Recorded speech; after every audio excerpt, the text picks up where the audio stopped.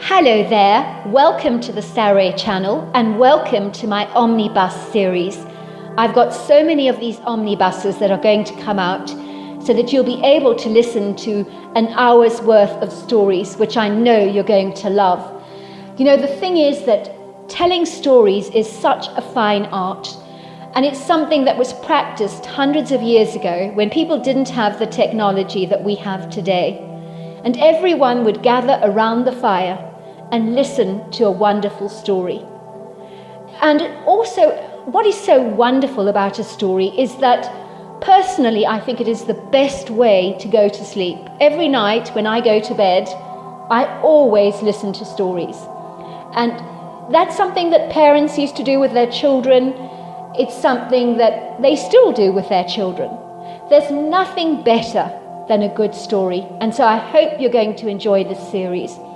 And before we start, I just want to say, do subscribe to my channel because you don't want to miss out on anything.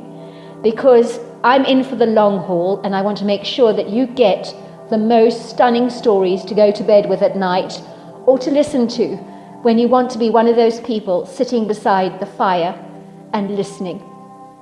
Don't forget to subscribe to my channel and let's get started. I hope you're going to enjoy the omnibus.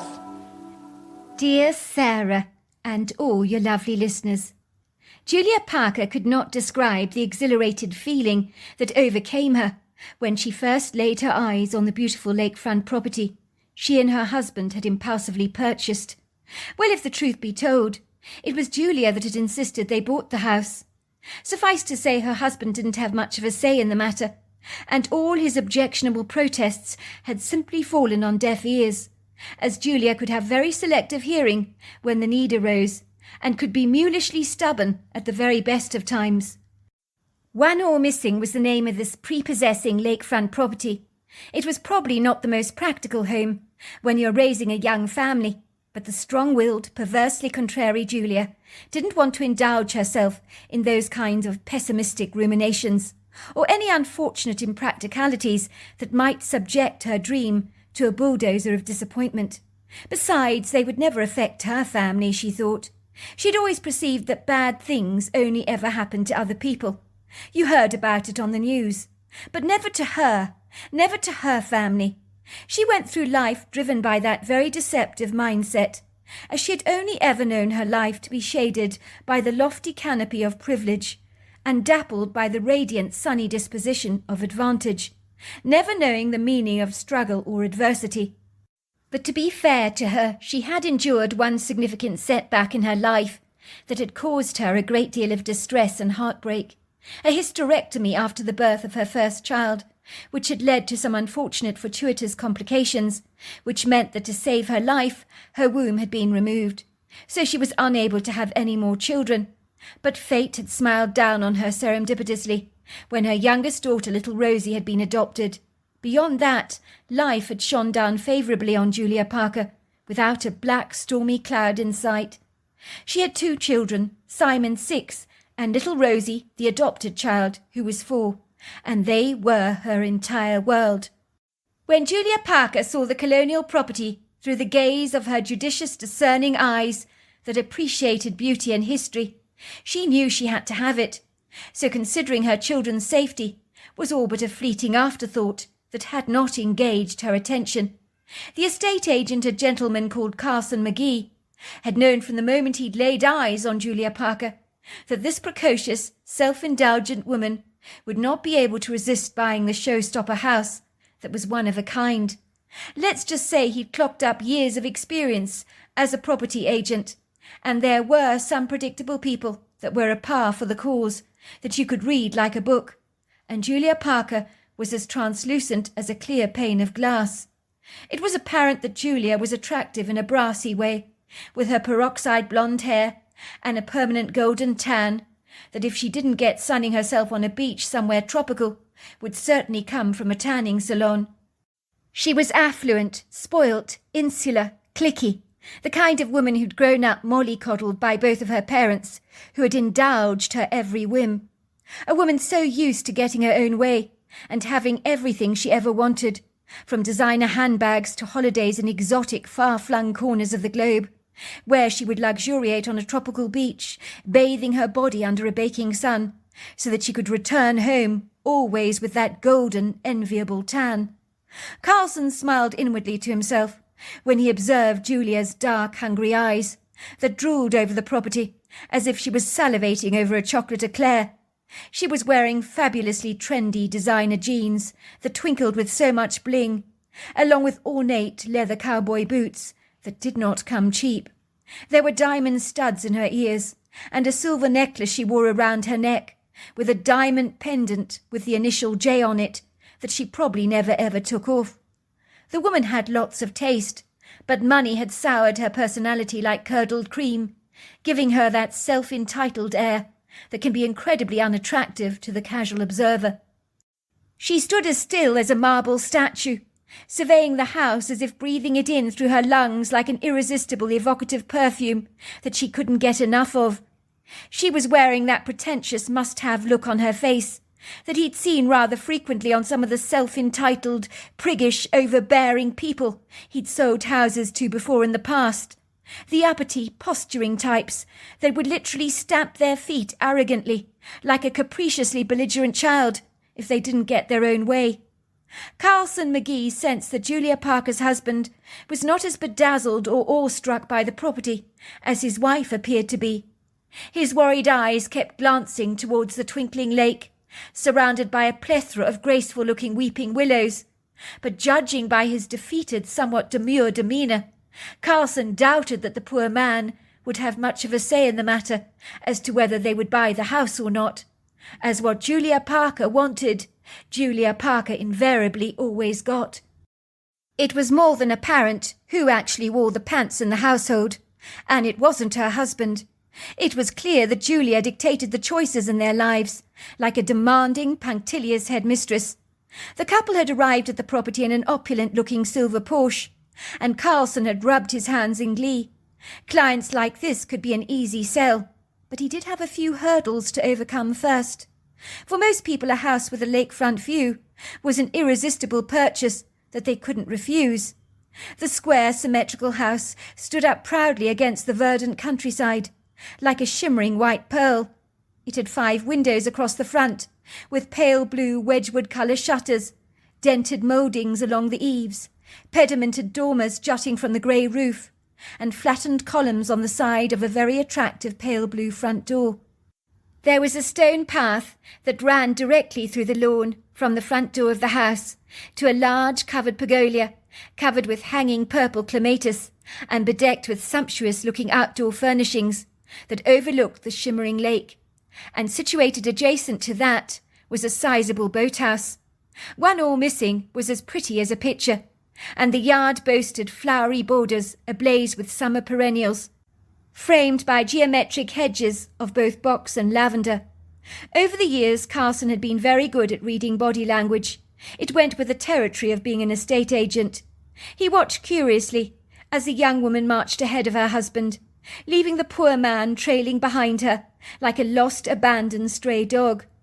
The woman's peroxide blonde hair was buried beneath a black velvety cowboy hat, but a curtain of her hair trailed over the top part of her back. Her Gucci bag was swinging merrily over her shoulders, while a pair of Ralph Lauren designer sunglasses shaded her eyes from the bright glare of the morning sun. The woman thrust her cell phone into her bag and hurriedly ambled over to Carlson, with her well-manicured hands stretched out. "Oh, thank you for seeing us at such late notice. I do apologize for the delay.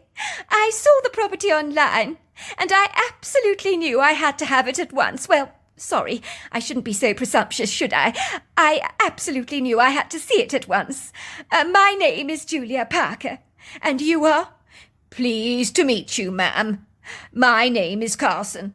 I'm Carlson McGee. So tell me, before I show you around the interiors of the property, what are your first impressions? Do you like it?" "What is there not to like? I'm enchanted, totally enchanted. Oh, my word, the viridescent countryside, the spectacular lakefront views, the wood grove, the meadows, the stable block, the outbuildings, and then there's this house. I have a thing for colonial architecture, you see. It's much more relaxed, isn't it? So much less formal than Victorian architecture. It's got more of a relaxed country feel about it. Let's just say this house for me ticks all the boxes. I'm hoping it's as good on the inside as on the outside, because if it is, I'm going to be a very happy bunny. Glad to hear it. I assure you, you won't be disappointed by the interiors. The whole house has been recently refurbished by the previous owners. Ah, I think this must be your husband, he said as Mr. Parker came barrelling towards them. He was clearly out of breath. Oh, yes, I clean forgot about my husband. I do apologise. This is my husband, Eddie Parker, said Julia, introducing her husband to the estate agent. Pleased to meet you, Mr. Parker, said Carson, studying the man with a keen interest. He was a very good-looking gentleman, golden skin, green eyes, a medium-sized, slender build that suggested he would look quite dapper in a suit. He was a well-educated man, probably with a plethora of degrees behind him, who clearly came from a privileged background. He was wearing a navy polo shirt and trendy-looking cream-coloured chinos, and Carson could not help but notice the expensive Rolex watch on his wrist. It was definitely not a fake. It was almost as blinding to look at as the obtrusive, impertinent glare of the morning sun. Eddie Parker furrowed his eyebrows together and looked at his wife with a troubled, aggrieved expression on his face. Julia Parker sighed, as if her husband was an annoying mosquito on her cheek that she seriously wanted to swat. "What is it, Eddie? What on earth is the matter?"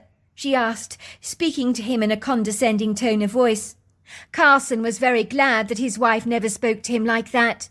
But men like Eddie Parker looked like they could easily be pushed around and trampled underfoot by forcefully dominating women like Julia. It's the lake, sweetheart. I'm exceedingly troubled about the lake. You have to admit it's a grave concern. What about our children?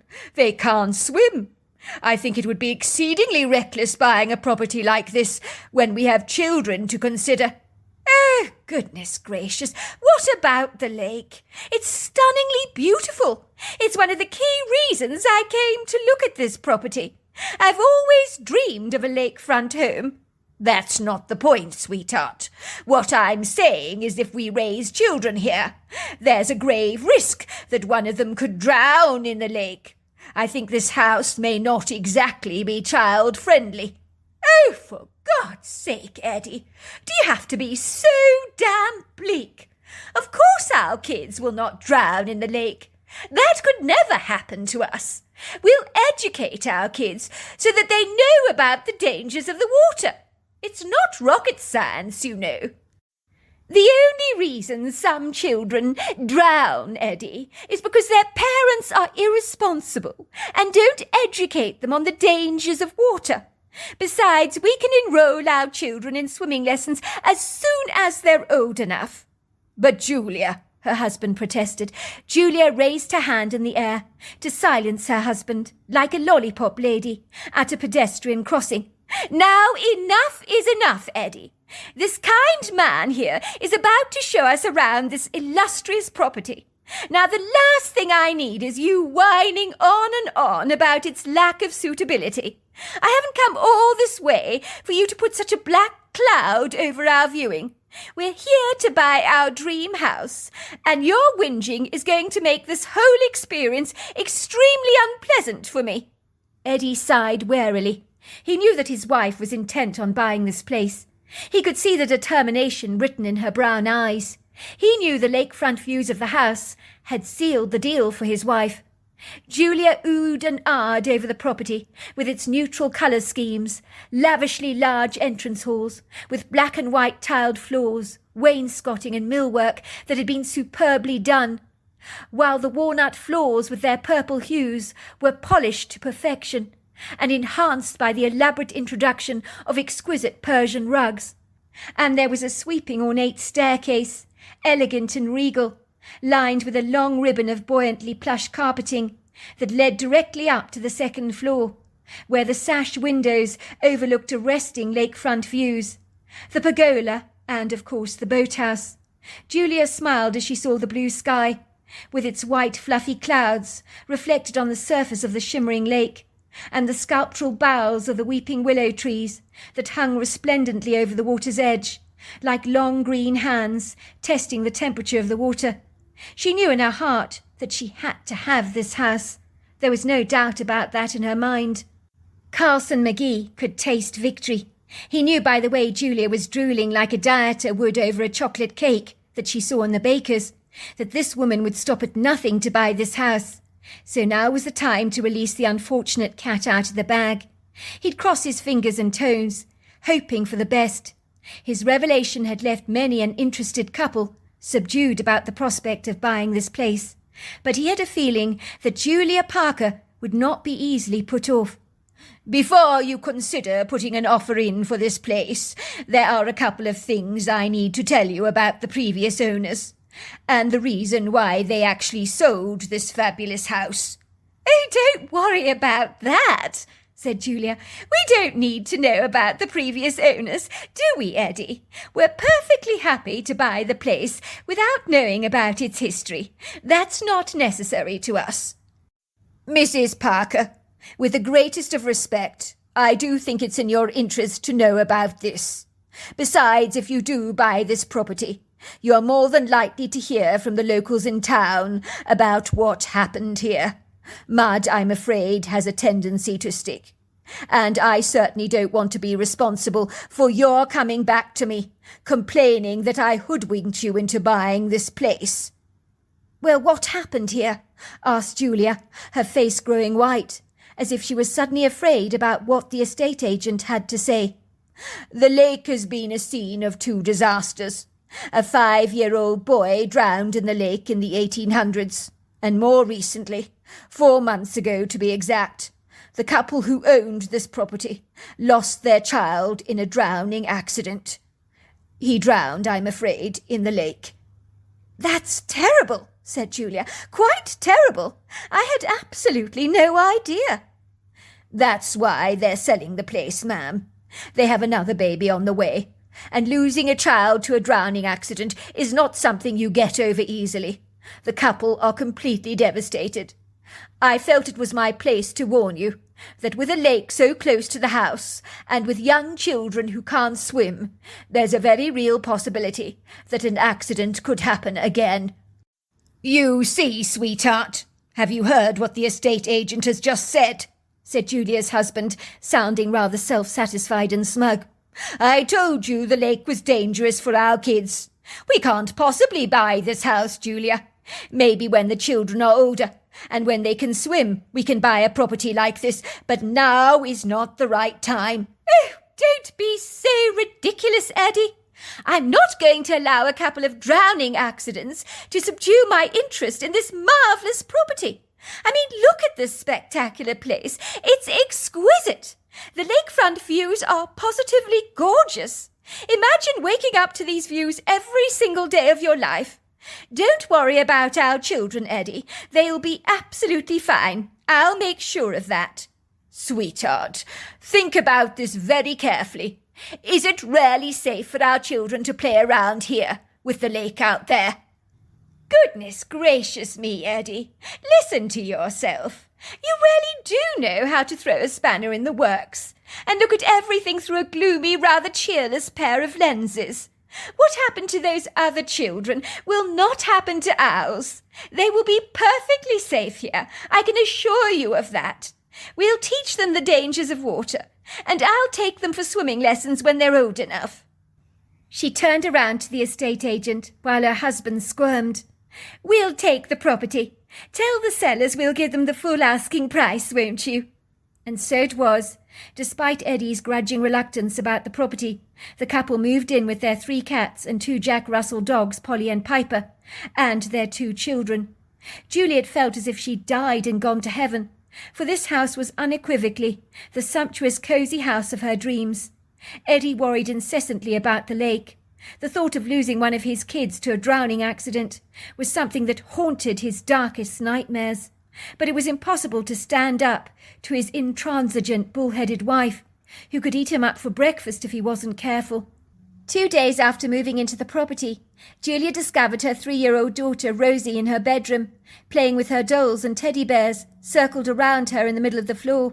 She was talking away to someone very happily and giggling, but there was no one actually there.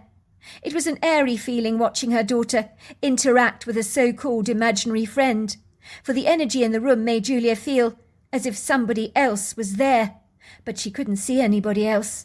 I don't want to play with my brother's soldiers. They're horrible. It's a boys' game. I like to play with my dollies. We can play nurses and doctors if you like.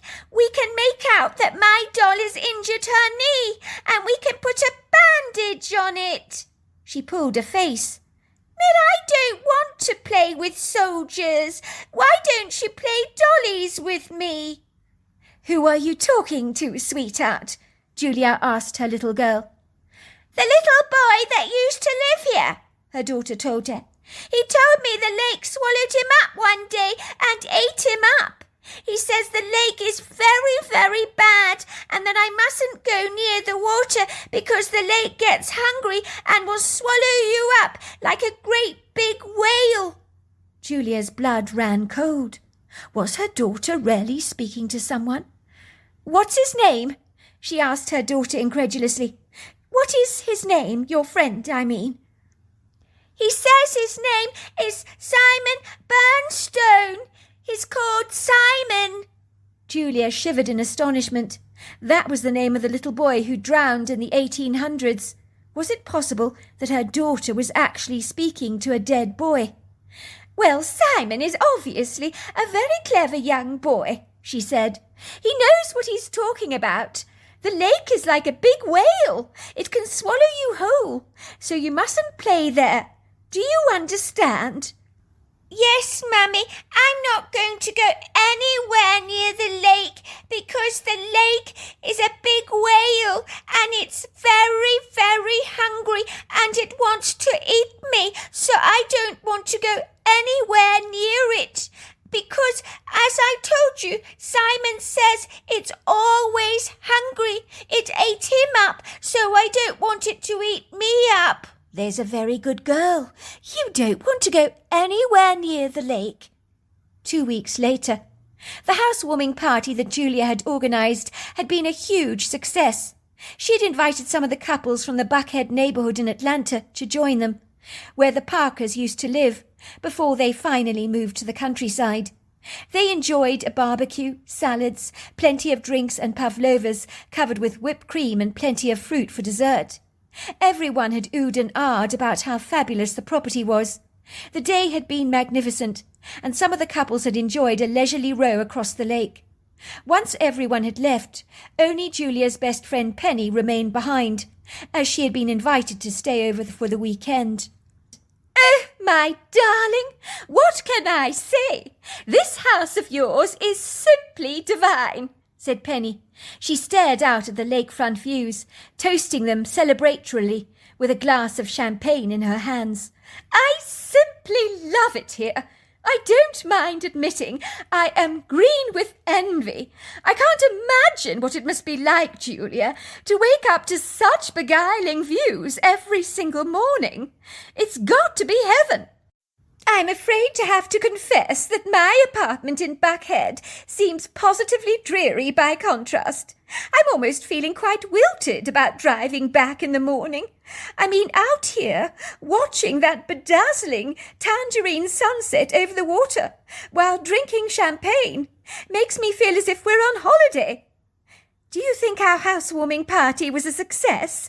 Asked Julia. Sweetie, are you kidding me?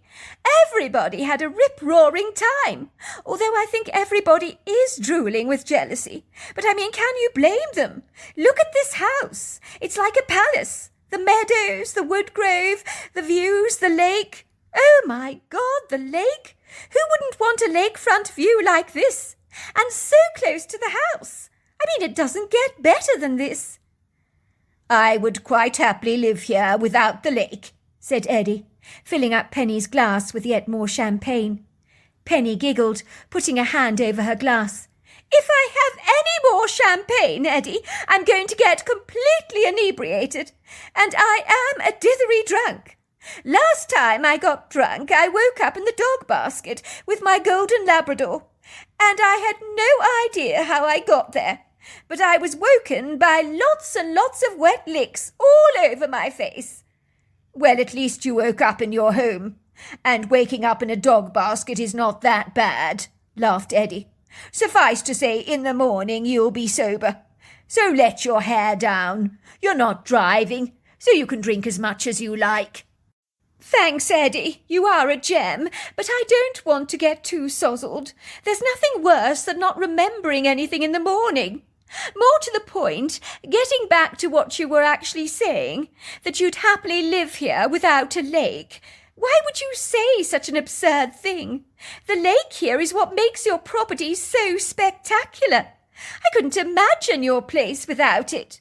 We've got 2 kids to worry about. I'm very concerned that they could potentially drown in our lake. 2 children have drowned in this lake before, and I'm terrified that something like that could happen to ours. Unfortunately, me and Julia couldn't see eye to eye on this. Julia seems to think I'm being morbidly fatalistic. She believes that our children will be fine. But children, are they not? And if you get distracted even for a second, that's all it takes for an accident to happen. I did the research. Do you know that over 3,700 people die of unintentional drownings every year in North America? And 900 of those cases are children. Penny raised a brow. Goodness gracious me! I never ever considered the ramifications of owning a lake in regards to your children. And those stats, they're not desperately good. You're saying 2 children died in this lake, she said incredulously, her eyes staring at Eddie in astonishment. That is quite dreadful. It sure is, said Eddie, shaking his head. 1 kid in the 1800s, and a child about 4 months ago. That's why the house was up for sale. The parents couldn't stay in the property, under the circumstances, with a lake that had killed their little daughter. But yet we moved to this lakefront home with 2 kids. It's asking for trouble, don't you think? Now you come to mention it, you're right, Eddie. It's a very real worry, said Penny, her eyes glancing towards the 2 children, happily playing with Lego blocks on the flagstone floor of the pergola. You could erect a fence, I suppose. I mean, it might not be terribly pretty. But when the kids are old enough, you can bring it down again. At least it'll give you peace of mind. It certainly is worth doing. I must admit, with 2 kids, I would be terrified knowing that if I got slightly distracted, one of them could wander off and end up falling in the lake. It doesn't bear thinking about, does it? I'll make sure it never happens, said Julia insistently. She paused for a moment. You know, I've got something to tell you that I think you're going to find very interesting, Penny. One day I caught my little 4-year-old Rosie talking to an invisible friend, whom she claimed was a boy who used to live in our house. She told me his name was Simon Burnstone. That's the name of the child that died in the 1800s, the one that drowned in this very lake. I believe our daughter was talking to a dead boy. At first I was completely confounded by this, because it's an old house after all, and houses like this are bound to have ghosts. I'm open-minded about things like this, and this little boy that talks to my daughter seems harmless enough. But our son, he doesn't get to see anything. It's most peculiar. How extraordinary, said Penny. I don't think I need worry about that, said Julia gingerly. As I keep telling you, I think the boy's ghost is harmless enough. Rosie told me the boy told her not to go near the lake. The lake is bad and can swallow you like a whale. So the good news is I think Rosie is averse to the lake. But it's my son I'm a little concerned about. He's very intrigued by the water. I've told him it's dangerous, but I'm not sure he's taken on board the gravity of what I'm saying. I thought it would be easy to educate my children about the dangers of drowning, but let's just say talking to Simon is like communicating with a brick wall. He's got selective hearing. Simon has already died in this lake, And now I don't want my Simon to follow on sweet.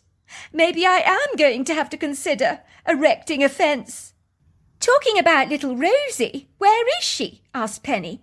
"I thought she was here a moment ago playing with Simon. But she's gone." Julia's blood ran cold. "Simon," she said, rushing over to her son, "where is Rosie?" "She said she needed to go potty," said Simon, with a nonchalant indifference.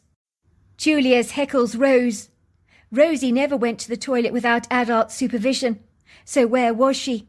Instinctively, even before checking the house, Juliet hurried around the lake, as a foreboding feeling overcame her, and she sensed something quite dreadful had happened to her daughter.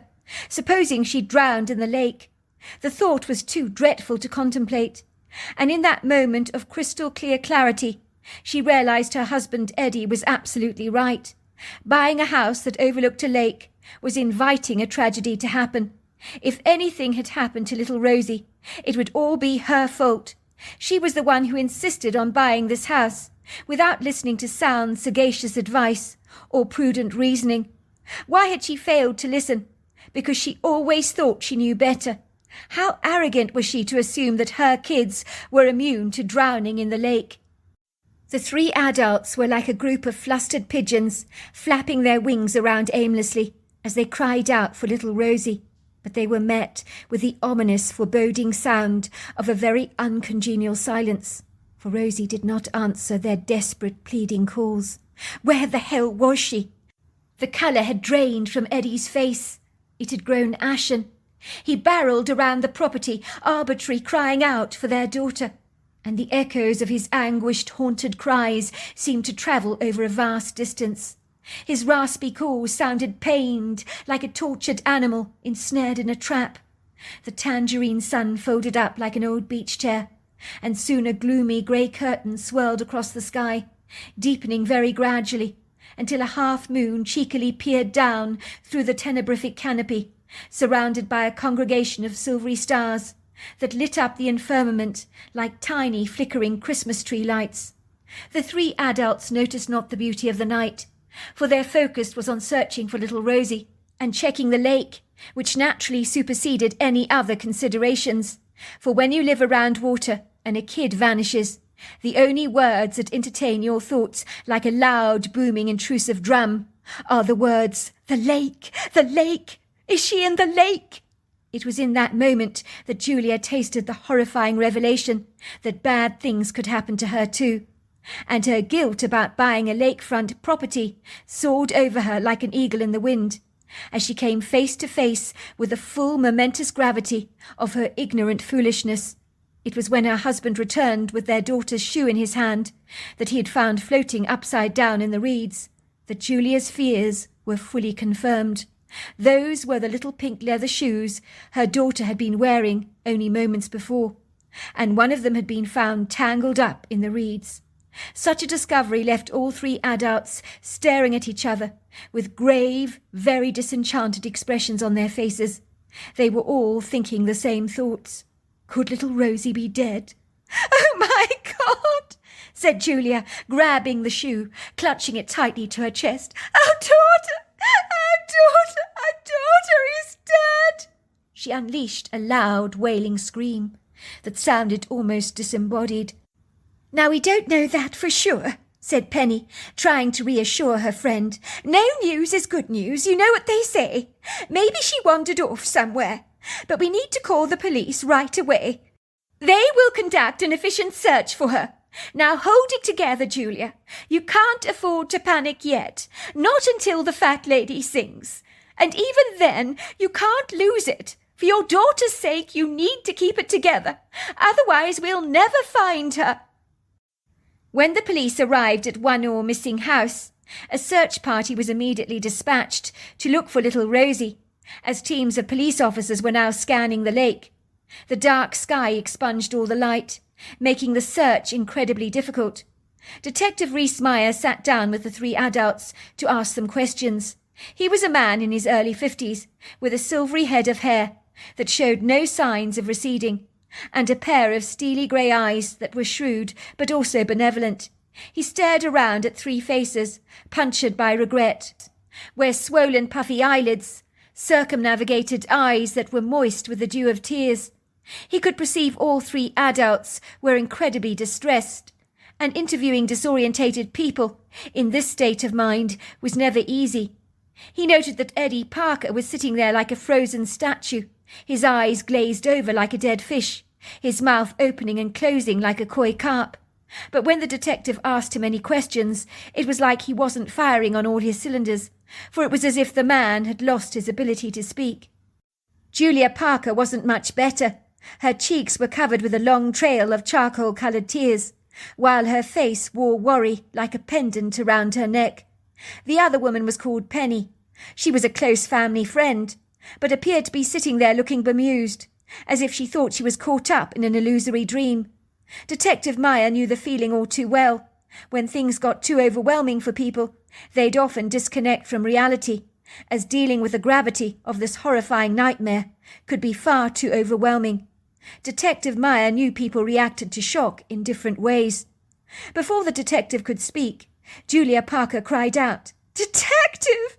My daughter! Her shoe was found in the lake! I'm sure she's dead! It's all my fault! We should never have bought this house! What the hell was I thinking?" "Look, Mrs. Parker, I need you to calm down. Being hysterical is not going to assist us in finding your daughter. We have officers out there on the beat, combing the lake even as I speak with their flashlights. But there is no need to panic until we have conclusive answers. I will admit finding your daughter's shoe in the reeds by the lake is not a promising start, but she may well have wandered off. In many of our missing persons investigations, the child is often found safe and well. Now I need to ask you some questions. When did you last see Rosie?" Penny seemed to bounce out of her dreamlike state and immediately answered the detective's questions. "I was the one, detective, that noticed that Rosie was gone. The kids were both playing together with Lego blocks on the flagstone floor of the Bergolia. The irony of ironies is we were actually talking about the dangers of the lake in regards to the children's safety, and that was when I happened to notice that Rosie was gone. Julia began to panic. She asked her son where little Rosie was, and he'd said that she'd gone to potty. But she never goes potty unsupervised, if you know what I mean." Detective Meyer raised a brow. "So your daughter waddled off to go to the toilet, and then vanished. Do you think she'd have gone wandering off to the lake?" This time it was Julia's turn to answer the detective. "Absolutely not. My 4-year-old daughter told me the lake was really bad and could swallow you up. She's very aware of its dangers. Indeed, I have to say, detective, that out of my 2 children, Rosie is the one that is afraid of the water. So why her shoe ended up in the reeds, God only knows." The search for little Rosie had lasted for many long hours through the night, but it had been fruitless, and the search party was finally called off. "We'll be back in the morning, Mrs. Parker, to resume our search and to consider all the alternative options that we might need to adopt in finding your daughter. But until then, you need to get some quality sleep. Otherwise, you won't be able to function properly in the morning." It was with a great deal of reluctance that 3 wary, exhausted adults ascended the staircase to go to bed. Their legs felt like concrete blocks, their hearts heavy and weighed down by a desolate depression, their eyes drooping like tired flowers at the end of a long day. The former light-hearted ebullience of the earlier part of the day had been cruelly vandalized by the inauspicious bodeful horrors that had preceded such a pleasant afternoon. Who would have thought such a blissfully pleasing day could end up going so rancidly sour? Where was little Rosie? Were the only thoughts filtering around their heads. Julia was grateful that one of the police liaison officers had tucked little Simon up in bed and read him a bedtime story until he'd fallen fast asleep. The kind woman had relieved her of a heavy load that she frankly could not have managed. When Julia climbed into the cosy silken sheets of her bed, lying next to her husband, her head hit the pillow, and she was out like a light. And for a moment the pleasure of her dreamy oblivion stole away the horrors of the last few hours. But the respite did not last her for long, when she awoke with a start. She'd heard a strange noise, as if someone had thrown acorns at her window. She sat up, wondering if she'd been dreaming, but the sound came again. She considered whether it was a good idea to actually wake her husband up, but then she knew that he also needed his sleep. She was the one that was up. She should find out what was going on. She rubbed her eyes and a vacuous feeling filled her belly. When she reminded herself that little Rosie was still missing, she could be anywhere out there. She could be lost, freezing, cold, scared. She could hear the strange sound again, but when she ran to the window to look out into the yard, she could see only a huge pile of acorns on the ground below, and a few of them had been flung through the open window and were lying on the bedroom floor, and a couple were on the bed. It was exceedingly bizarre. Someone had been throwing acorns at them, but who? And why had they been trying to get their attention? Once again she leant out of the window, looking out at the backyard, but there was nothing. There was a soft moon casting its shadows over the grass, subduing the baleful effects of the night sky. But beyond the tenebrific lofty silhouettes of the trees, that looked like dense cardboard cutouts, there was absolutely nothing to see. Julia hurriedly grabbed her dressing gown. There was no time to waste. She slipped her arms into the silken sleeves of the fabric and tied the silken belt around her waist with a rough knot. She slipped her feet into a silken pair of slippers and gently padded out of the bedroom. Once again she heard the thrashing sound, as if dozens of acorns had been flung at the window. Someone was out there. They were trying to get her attention. It was amazing her husband had not woken up. She tiptoed past her friend's bedroom and was surprised to see that Penny had not actually made it to the bed. She was lying sprawled across the floor. Finally the drink had caught up with her. It was early summer, and so the temperature was pleasingly warm. Julia trotted down the staircase and hurried towards the front door. She slipped a key into the lock, and before she knew it she was running on the grass, the moist dew dampening the hem of her dressing gown. The air smelt fragrant with jasmine. The trills of crickets and frogs filled the night with their cheerful choruses. Julia wondered how they could be cheerful about anything. She stared at the bountiful amount of acorns lying on the ground, 2 stories beneath her bedroom window. There were hundreds of them that had been flung at her window. But as she looked around, no one was there.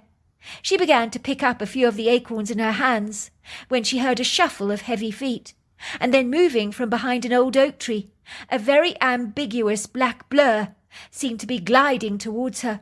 Whatever it was, it appeared to be floating on air and swinging its arms backwards and forwards. Julia squinted, trying to make sense of what she was beholding. She was so emotionally spent, far too drained to react whatever this huge thing was that was barreling towards her. Whatever it was Herculean in size, but Julia felt no fear. She remained fixed to the spot, and then she saw the creature standing 2 feet away from her. The soft streams of moonlight pirouetted gracefully over the creature, and Juliet realized that she was staring at a Bigfoot. She could hardly believe it. The creature moved towards her and dropped something in her hand. Julia studied it closely. It was a silver necklace with an initial D attached to it, much like her own necklace she always wore, with a J on it. Julia recognized the necklace at once. She looked up at the Bigfoot with a nonplussed expression on her face. All of a sudden the creature spoke to Julia in an ancient indigenous language that was miraculously translated into her head. "Ikan tualanita, ikatolo baga, ikantala kishokonotwa, hisa balanikana, hikotala sakwana kipocho, hitatila notsok, ikali kolofoshono." I saw the girl wearing that necklace. She was here. I watched her. She hid behind those trees, took your girl away. Your girl is not dead. She threw out your daughter's shoes into the lake so that you would assume the very worst. Julia stared at the Bigfoot in awe. "Thank you! Thank you! Thank you!" "Itali no topo, akita la kaswa, himoshla kinatilana, homafikali bogolona, itila sawani." "I have a baby of my own," said the Bigfoot. "I know what our babies mean to us. I heard your frantic, desperate cries. You were so sad, so frightened. I would be too if it was my baby who was snatched. I would need someone to bring me some peace." The Bigfoot was majestic, nimble on her feet, very imposing. She was 8 foot tall, with a distinctive human-like face, and the most incredibly kind eyes, the colour of dark treacle. She was female, with small pert breasts, and smelt of pine and moss, covered in long flowing dark hair. "Akitalina po, asakwisha. I hope you get your daughter back." And with that she turned around and almost floated away into the forest, moving with such a seamless grace. Juliet watched her in awe. Now she knew with certainty that not only was Rosie alive, but more to the point, she knew who had abducted her daughter. Julia had given this diamond necklace to the young woman Diana, who had handed over little Rosie for adoption. Diana Farlington was an 18-year-old girl who had fallen pregnant one night at a party when she got completely bladdered. She had no memory of who the father was. She had been determined to go through with the pregnancy, as she emphatically believed that abortion was murder. She had legally signed over the adoption papers to the Parker family. She knew that Julia couldn't have any children of her own, due to her hysterectomy, and wanted to give little Simon a brother or sister. Now it would seem the mother had crept back in the middle of the night, 4 years later, to steal away her daughter. 7 hours later. It was not the first time that Detective Rees-Meyer had heard about women kidnapping their own children, that they may have signed over for adoption, and later regretted their decision. When Julia Parker had informed him that she knew who had abducted her daughter, he had thought she was barking up the wrong tree, and that it was very likely that little Rosie had drowned, and they were looking to recover her body. That was until Julia presented him with a little diamond pendant with the initial D on it. "I gave this to Diana Farlington, Detective, when she gave me her daughter over for adoption. I knew Diana as a young girl, you see. She lived in our neighbourhood with her own grandmother. She fell pregnant and asked us if we were willing to adopt her baby, as she knew we wanted to have another child, a sister for little Simon, you see, Detective. I had a radical hysterectomy after things went wrong when I delivered little Simon. Diana was 18, with her whole life ahead of her, and she had fallen pregnant and didn't want to abort the baby. So legal adoption papers were drawn up, and she handed little Rosie over to us. She always admired my diamond pendant with my J on it, and as a way of thanking her, I paid her money towards her college fees and bought her a pendant with her name on it. The pendant was found lying across the lake." Why would she do such an enigmatic thing? It was against the law for a start. Detective Meyer sighed warily and made the long journey to the grandmother's address, assisted by a local officer from the immediate area. He made his way to the Farlington residence, hoping that he'd find Diana. There was a distinct possibility the girl might have done a runner. The detective climbed out of his truck, to be met by the assistant officer, who was waiting for him in his truck. He had parked outside a rather mediocre suburban dwelling that looked like it could well use a coat of paint. When they both walked up to the front door and knocked, the door was soon opened by an elderly woman, with bright brown bear-like eyes and a warm, friendly smile. "Are you Mrs. Farlington?" he asked the old woman. "Who's asking?" she said. Both the detectives pulled out their badges to show the woman. She examined them closely. "What do you want with me?" she asked nervously. "It's not you I've come to see. Is your granddaughter here by any chance?" The woman's face grew white. "What has she done? She's not in any trouble, is she? That girl has been through so much. I don't want her to get any more upset than she already is." "What do you mean by that, Mrs. Farlington?" asked Detective Meyer. "Well, my granddaughter fell pregnant. She was determined to keep this baby. She gave the first one she had away when she was 18 years old, you see. But the second baby died shortly after delivery. It was a baby girl. She was so devastated." "Where is she now, Mrs. Farlington?" "She's in the kitchen, looking after her friend's 4-year-old daughter. She's been so much happier since she's been taken care of, the little thing. I dread to think how she's going to react when she has to give the child back to her friend. She's become very attached to the little girl." "I would like to speak to her, if I may," said Detective Meyer. "Diana, you have a visitor." Detective Meyer walked towards the young woman, who was seated on the floor, playing with a little girl. She looked up at him. He dropped the diamond necklace in her lap. She picked it up and examined it in surprise. "I'm sure you know why we are both here, Diana," he said. The girl reddened. Tears spilled down her cheeks.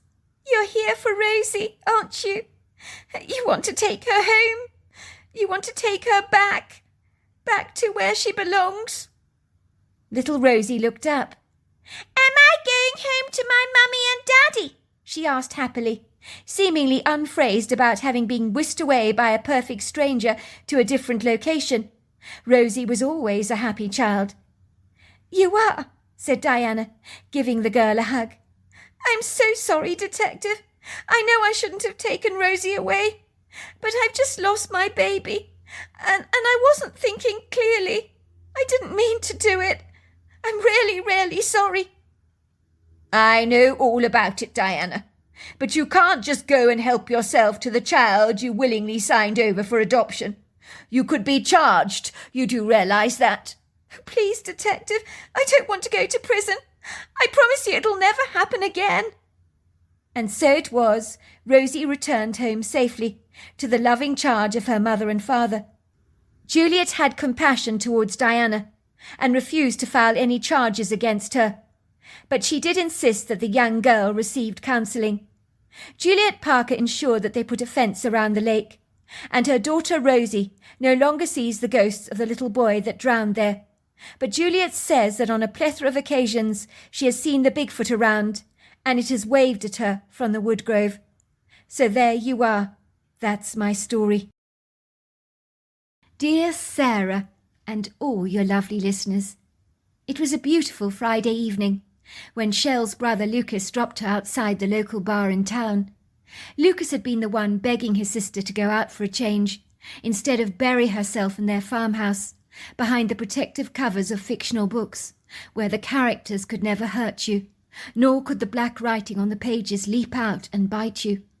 It was true that books could provoke your emotions, stir you up, invite you to become one of the characters, but at the end of the day, you could put the book down and thank God that the poor character that ended up in a dreadful pickle was not you. For Shell, the real world had become a rather intimidating, daunting place, and she had slowly and surely become increasingly reclusive, withdrawing from both her friends and family, like a tortoise shrinking back into its shell and hiding away from everyone. In recent weeks, things had certainly got on top of her. Shell's mother had been incredibly worried about her daughter. "Something is wrong with her," she told her son Lucas. "I'm exceedingly worried about our Shell. She has not been herself, and it's ever since she went out with that boy Terence Pritchard. I tried to talk to her about it, but she just clams up all the time. You don't know what went on there, do you?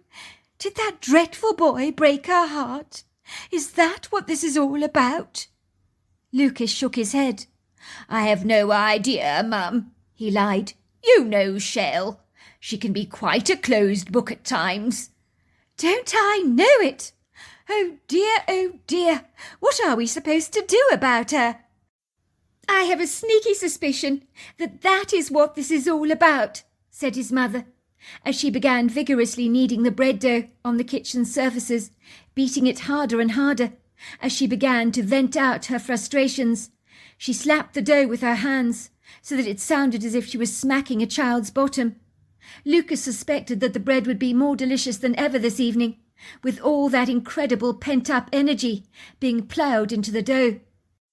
Mrs. Carter was a devoted, loving mother who idolized and adored her children, and observing Shell becoming so locked up in the safe silken confines of her bedroom day after day, left her feeling impotently powerless about her daughter's desperate plight.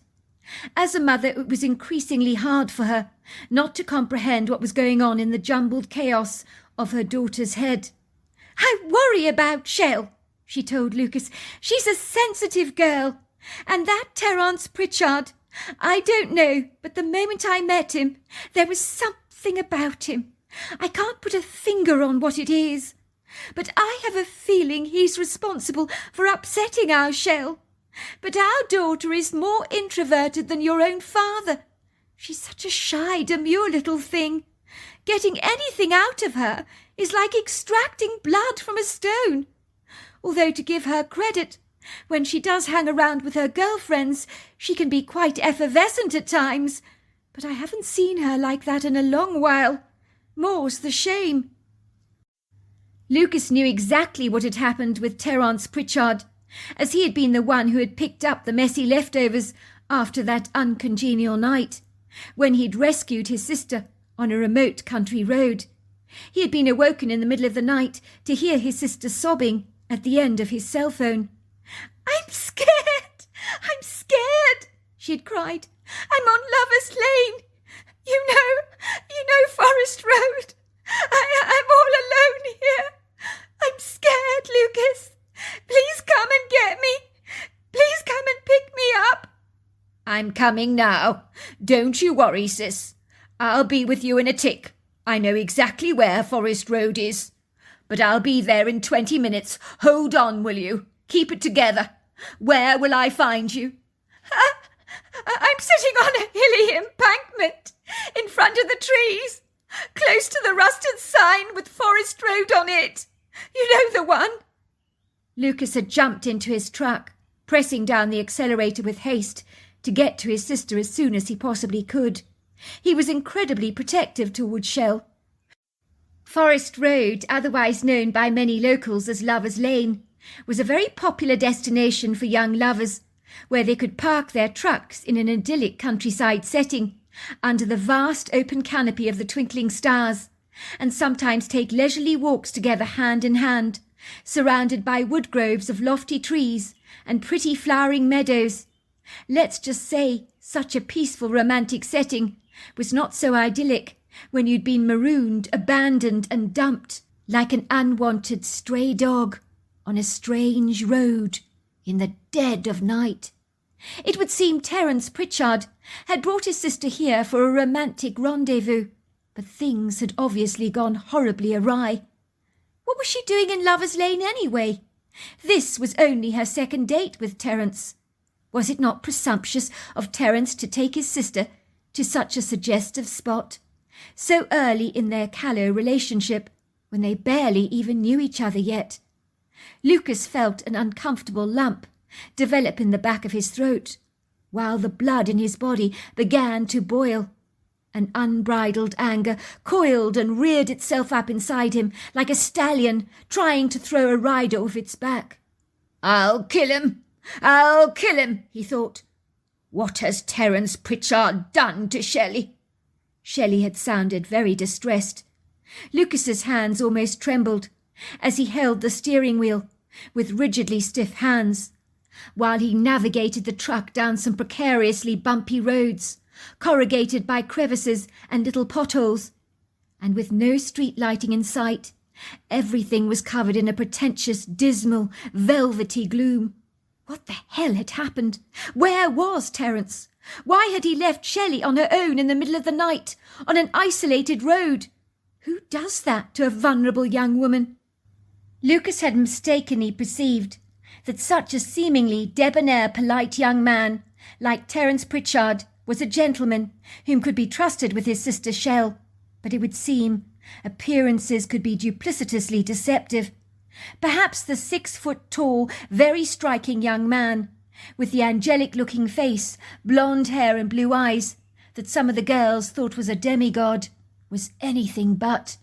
It had been difficult to find his sister on Forest Road, but thankfully he found the roadside, and then his eyes had skirted the embankment.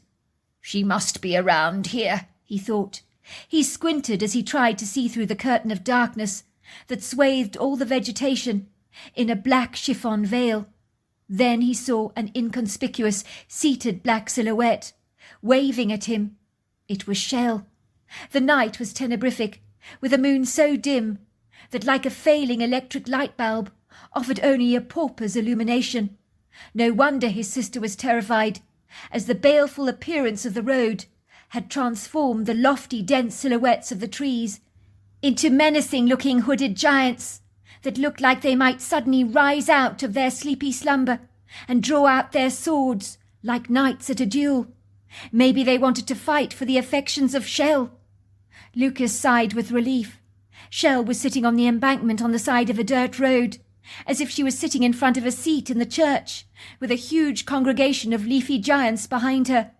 She was clutching her knees tightly to her chest, but on seeing her brother, she stood up, wobbling awkwardly onto her unsteady legs. Shell's face was as white as a sheet, but relief washed over her, like a comforting warm shower, when she saw her brother's familiar, reassuring face, peering at her through the windscreen window, his face dappled in the shade of a grave concern, and in the whipped-up wind of a suppressed apprehension. Shell's leg stabilised as she hurriedly ran towards her brother's truck. Her gladdened heart skipped with thankfulness, her whole body heartened and succoured by his consoling presence, like a hot sponge gliding over an icy skin, removing the chill from her freezing bones. "What the hell happened?" Lucas asked his sister as she climbed into the truck beside him, her eyes puffy, her breathing fast. She was visibly very upset. "I don't want to talk about it. Just take me home, please." "What the hell happened, Shell?" Lucas demanded.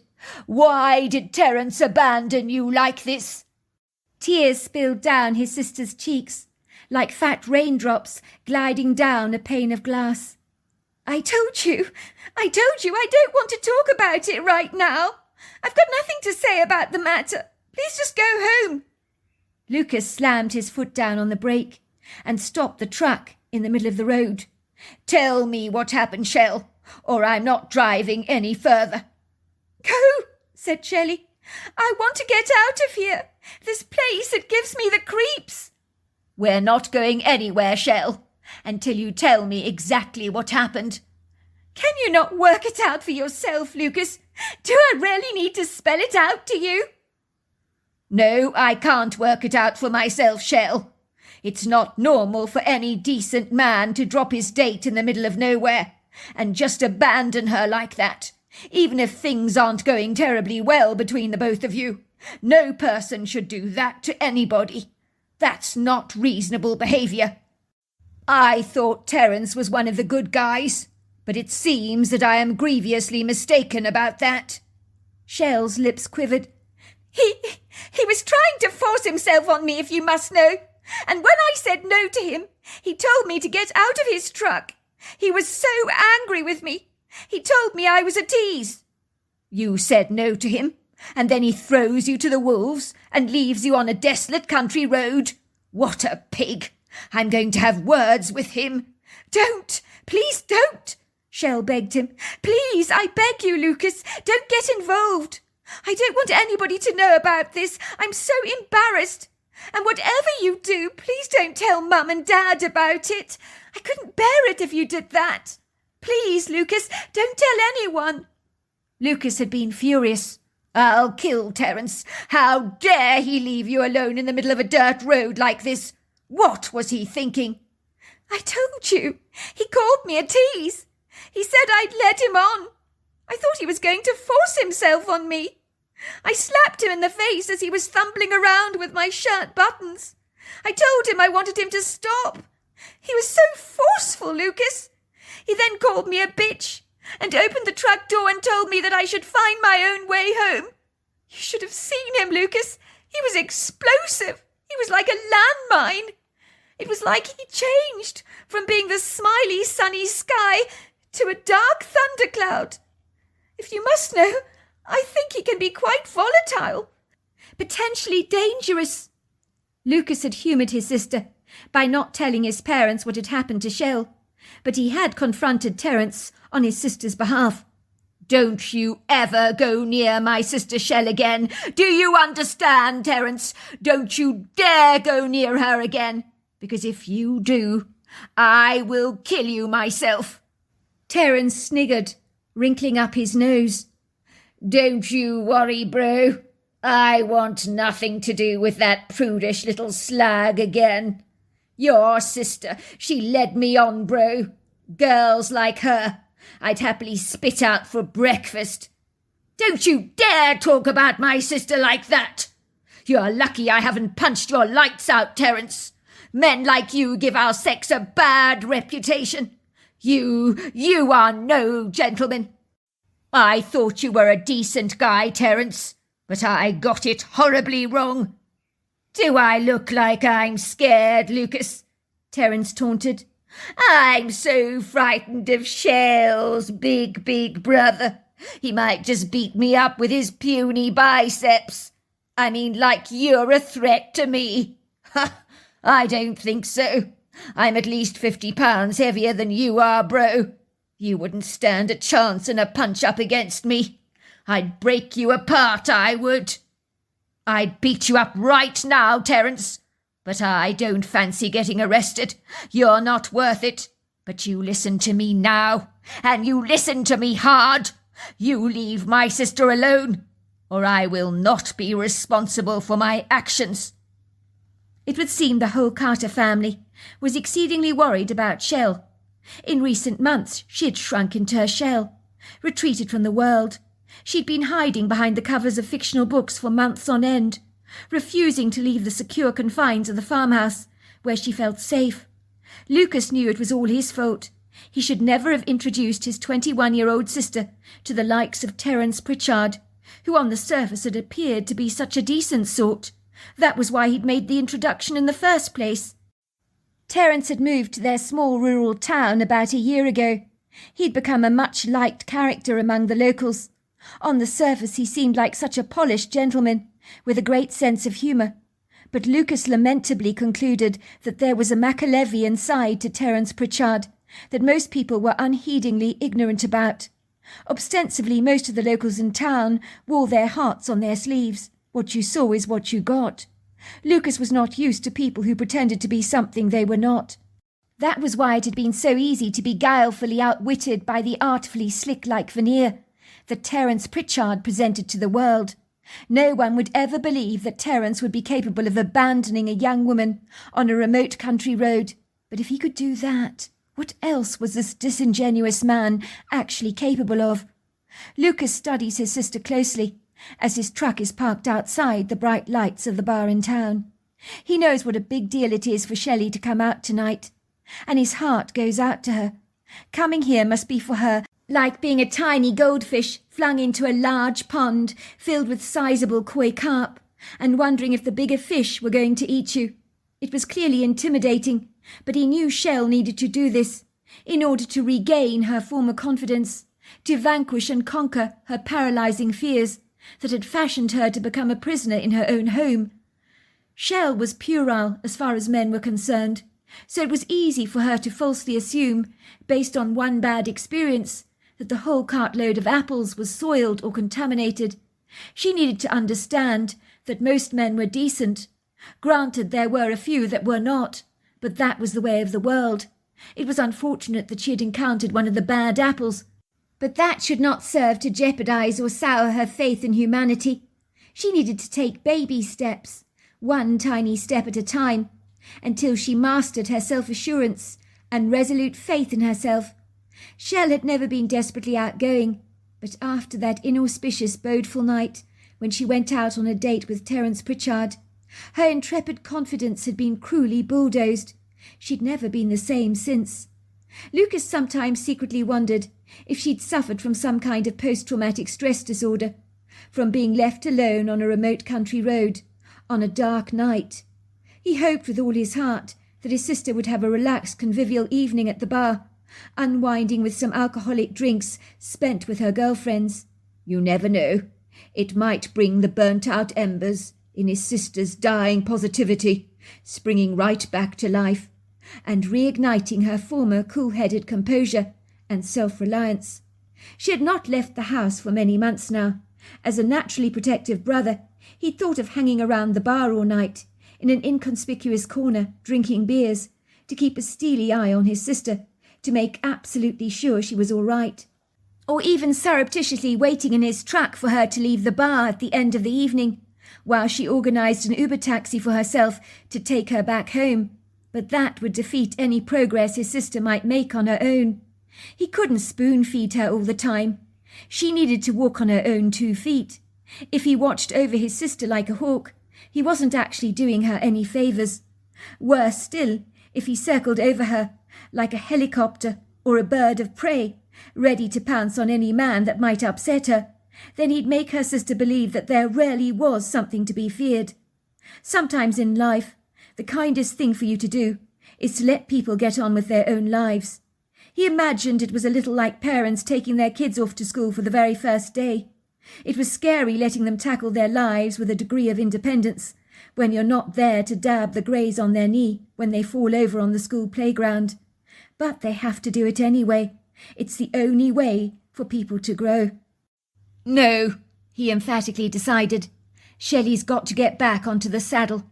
That's what you do if you fall off a horse. It's no different in the circumstances.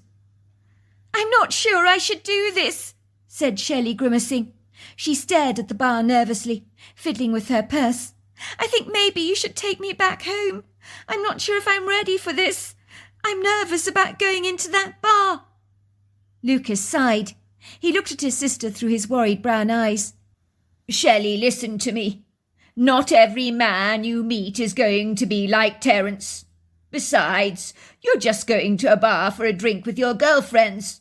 You don't have to speak to any men. If you're worried about anything, you can always give me a call, and I'll happily come and collect you. Otherwise, just call an Uber to bring you home later on in the evening. I'm sure you're going to have a fabulous night with your friends. They're dying to see you. I have faith in you, Shelley. I know you can do this." "Thanks, Lucas. You're the best. I just wish I had faith in myself. But I am determined to do this on my own. Don't worry about me. I will be getting an Uber taxi home tonight. I certainly don't want to be bothering you. You've done enough for me. I'll be fine, I promise you. I need to do this, you're right about that. Otherwise I'm going to shrink away from society and become a recluse, and I don't want that to happen. I really don't." She reluctantly climbed out of the truck, and in her nervous, ungainly movements, her purse spilled over, its contents rolling onto the floor. She bent down to retrieve a lipstick and notepad, along with her wallet and a couple of Hershey bars, and a bag of tissues, which she popped back into the purse. "I'm so sorry. I'm such a klutz. I guess it's because I'm just so nervous tonight." "Got everything?" her brother asked her. "I think so," she nodded. "Good. Honestly, Shell, please don't be nervous. Everything is going to be just fine. Nobody in that bar is going to bite. My guess is it's filled with very, very nice people. But remember, you're there to see your girlfriends, and you can come home as soon as you like." Shelley was not sure she was going to be fine, but she had decided to come out on this impromptu trip to the bar to allay her parents' fears, and possibly some of her own. She was aware that months had gone by, and she had not left the farmhouse, not even to join her mother on a random shopping trip to the supermarket. Now that was nonsensical. Imagine if she lived like this for ever and ever. The thought was unbearable, tortuous even. She needed to nip her fears in the bud, and the only way to do it was to face them head on. Let's just say her mother had recently been making inquiries about a psychologist that she was encouraging Shelley to visit. The suggestion had gone down like a lead balloon with Shell, so that to prove to her parents that she was back to her old self again, she had pretended she was looking forward to going to the bar tonight. But the reverse was actually true. She had not failed to notice the relief washing over her mother's face when she had told her she was going out tonight to meet with some girlfriends in town that she hadn't seen in ages. "Lucas is going to drop me at the bar tonight, and I'll come back in an Uber taxi," she told her mother. Her mother's face had lit up like a Christmas tree, and there was a smile on her face that she couldn't wipe off. "Oh, I am so thrilled to hear that, sweetheart. You have no idea. I couldn't bear any daughter of mine becoming a recluse like your Uncle Wallace. I don't want what happened to him to happen to you. Why, the thought fills me with dread." "What happened to Uncle Wallace?" "Well, your uncle lives in Alaska. He went to live there after his heart was broken by a young woman. I think he was about 25 years old at the time. Her name was Elsa, I believe. Your uncle was desperately in love with her, and then he found out that she was seeing 2 other men behind his back. His heart was broken up into pieces. Elsa told him she loved him best of all the men, and she wanted to be with him, but he couldn't trust her after that. Your uncle saw things as black or white. As a young man, you either loved someone or you didn't. You were good or you were bad. In your uncle's world, there was no grey in-between areas. Elsa diluting their love like that left him very bereft. I believe he ran away from the world and from the hurt that woman put him through. He lives off-grid now, all on his own. I haven't seen or heard from him in many years. The trouble with my side of the family is we're far too sensitive for our own good. We're easily hurt. So I worry about you, Shelley, that you're becoming like your Uncle Wallace. And if you are, you have to tell me. I want to assure you there are great psychologists out there who can help you overcome personal issues. I know something happened after you dated that young man. What was his name again? Shelley frowned. You mean Terence Pritchard? That's right. Everything went pear-shaped after you dated Terence. I hope that man didn't break your heart. But I want to say that there are so many more fish in the sea. And better ones too. Much better. I tried to tell your Uncle Wallace that when Ella hurt him so dreadfully, but he wouldn't listen. I think he emphatically believed risking another relationship with a woman was not worth his while. He was emotionally spent. What I'm trying to say, Shell, is that there are a great deal of attractive men out there who will treat you well. As far as I'm concerned, if Terence hurt you, you're well rid of him. If he can't see what an extraordinary young woman you really are, then it's his loss. Now, sweetheart, I understand you might not want to talk to me about what happened between you and Terence that upset you so much. But that's where a psychologist can be a great help to you. You can tell them everything. They can help you see your way through the muddle. It helps to talk to someone outside the family. I sometimes think if my brother had received counselling, he would not be burying himself away in Alaska, cutting himself off from the rest of the world. I do miss him so much, but he's become such a loner these days. Maybe he likes living in Alaska, Mum. Why does it have to be a bad thing if you shut yourself away from the world? What's wrong with being a free-spirited maverick? Because, sweetheart, it's not normal.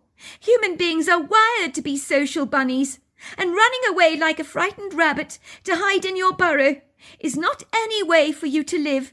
Your uncle just couldn't cope with being hurt. I think he's nursing his wounds in the Alaskan wilderness. A lot of people run there, you know, to escape the stresses of everyday life. People like your Uncle Wallace. It must be such a lonely, lonely life. I'm not a frightened rabbit, Mum. I'm not hiding from the world.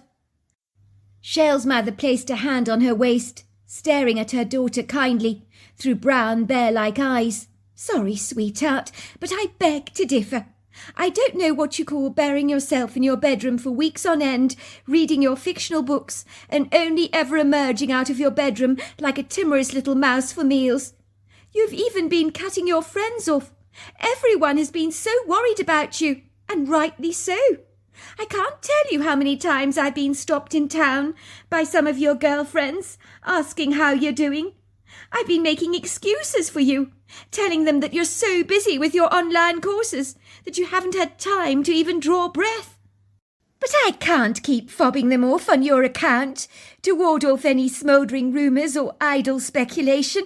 Sooner or later people are going to realise something is up with you, Shell. And you know what tongues are like when they begin to wag around here. Even a spirited retriever can't compete with some of the townsfolk. I certainly don't want people in town labelling you with unkind words like recluse or hermit, because that kind of mud rarely sticks. Well, I'm going out tonight, aren't I? Are you happy now? Said Shell sarcastically, feeling secretly like she'd like to seriously throttle her mother. Why wouldn't people get off her case? There was nothing wrong with endorsing the world of fictional books to enjoy some escapism from the real world. The last thing she wanted was to pour her heart out to a psychologist. But she knew if she didn't make a judicious effort to be more social, and to interact with her friends, that her mother would insist that she saw a shrink. And when Shelley's mother became resolutely insistent about something, she was like an annoying bee buzzing over a can of cola, and there was no stopping her. Before she knew it, she'd be slouched on a reclining chair, being expected to talk to a perfect stranger over why she was so reluctant to leave her home. She'd probably be diagnosed with some kind of anxiety disorder, be issued a plethora of mind-altering medications. No thanks, she didn't want any of that. Maybe her mother was right, and she had much in common with her Uncle Wallace. She discerned that it was Terence who had pulled the trigger of a malignant creeping reluctance that had held her hostage to her irrational fears, that for her made no sense at all. In truth, she didn't know what she was actually fearful of. Was it the fear of being abandoned? Was it the fear of the dark, or being left on a dark road somewhere? Was it the fear of being harassed by a strange man? Was it the fear of being hurt? She had no way of diagnosing the confounded tangle of her own mind. If she didn't make an effort to interact socially, she might become just like her Uncle Wallace. She shuddered as she recalled that horrifying night, when that horrible 24-year-old man, Terence, had been breathing over her with a breath that smelt strongly of whiskey. He had been looking at her through voracious eyes, drooling over her as if she was a sumptuous chocolate eclair sitting in a bakery window that he was eager to devour, and his rattle-boned hunger would stop at nothing to get his hands on it.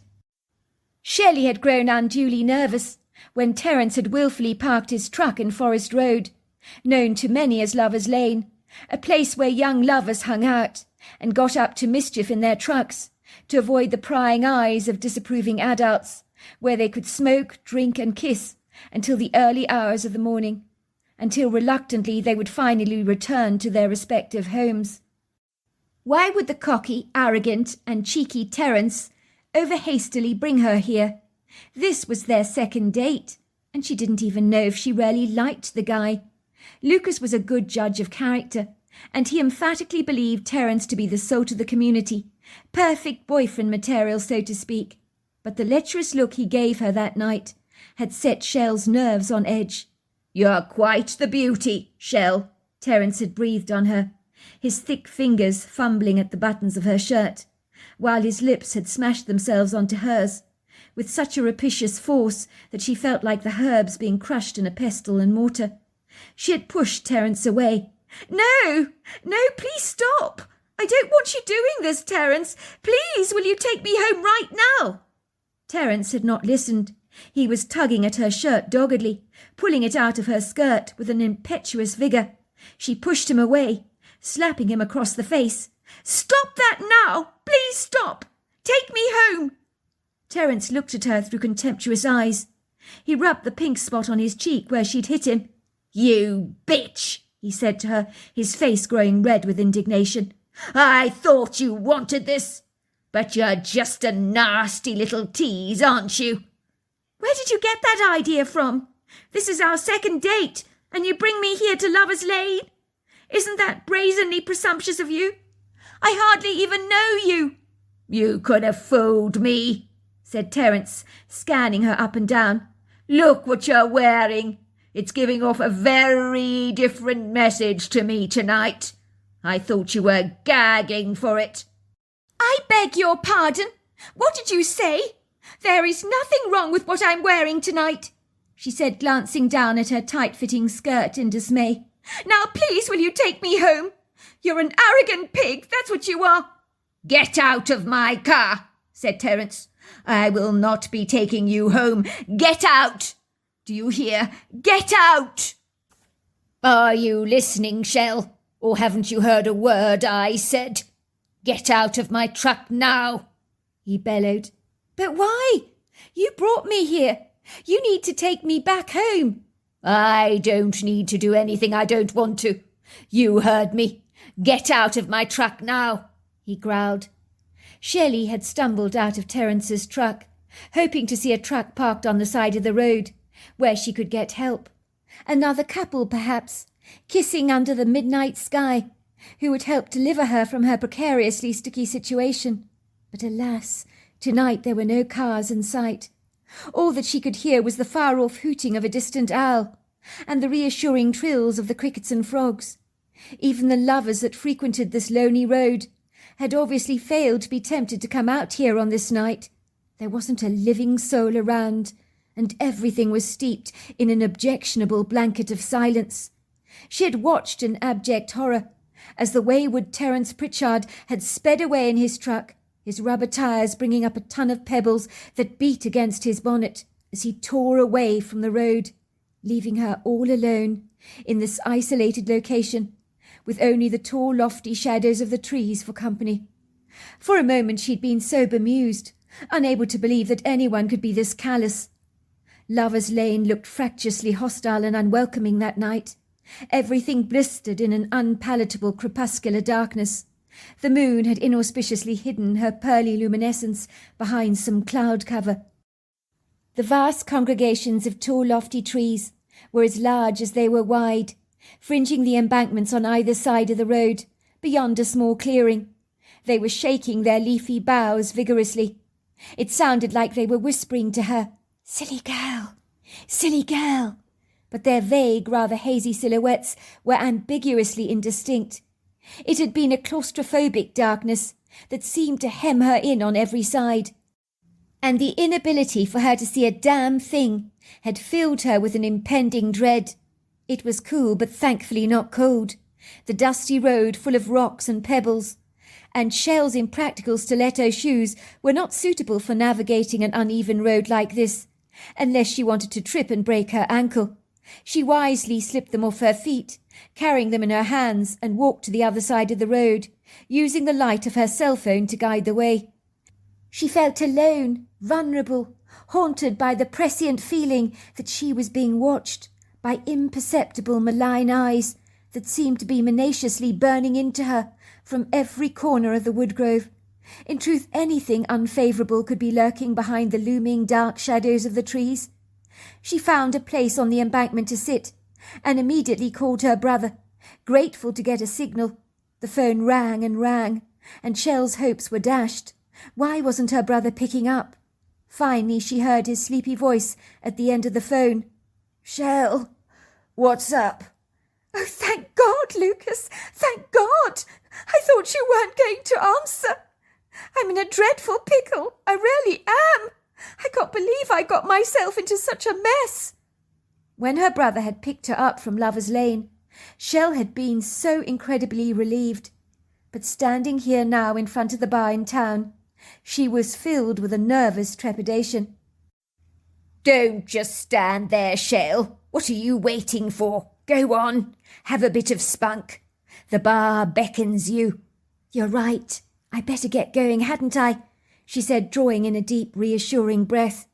Shell straightened her back, threw the strap of her purse across her shoulders, and proceeded cautiously on her way to the bar, while her brother remained stoically still in his truck, watching her as she padded cautiously up the steps like a cat, and finally opened the bar door.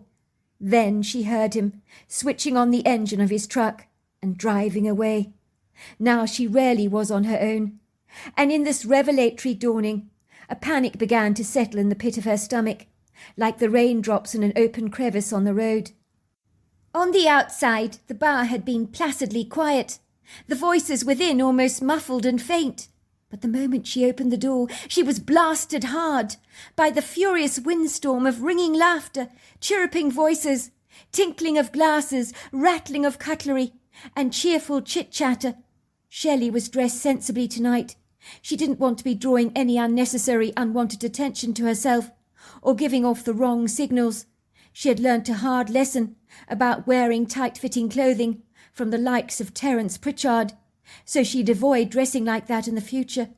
She was covered very carefully in a long sweeping black dress that covered her svelte frame modestly, along with a pair of practical-looking black sneakers. Shell could feel her heart slamming thunderously against her ribcage as she walked over the plush, rather springy, ornate red carpets of the bar.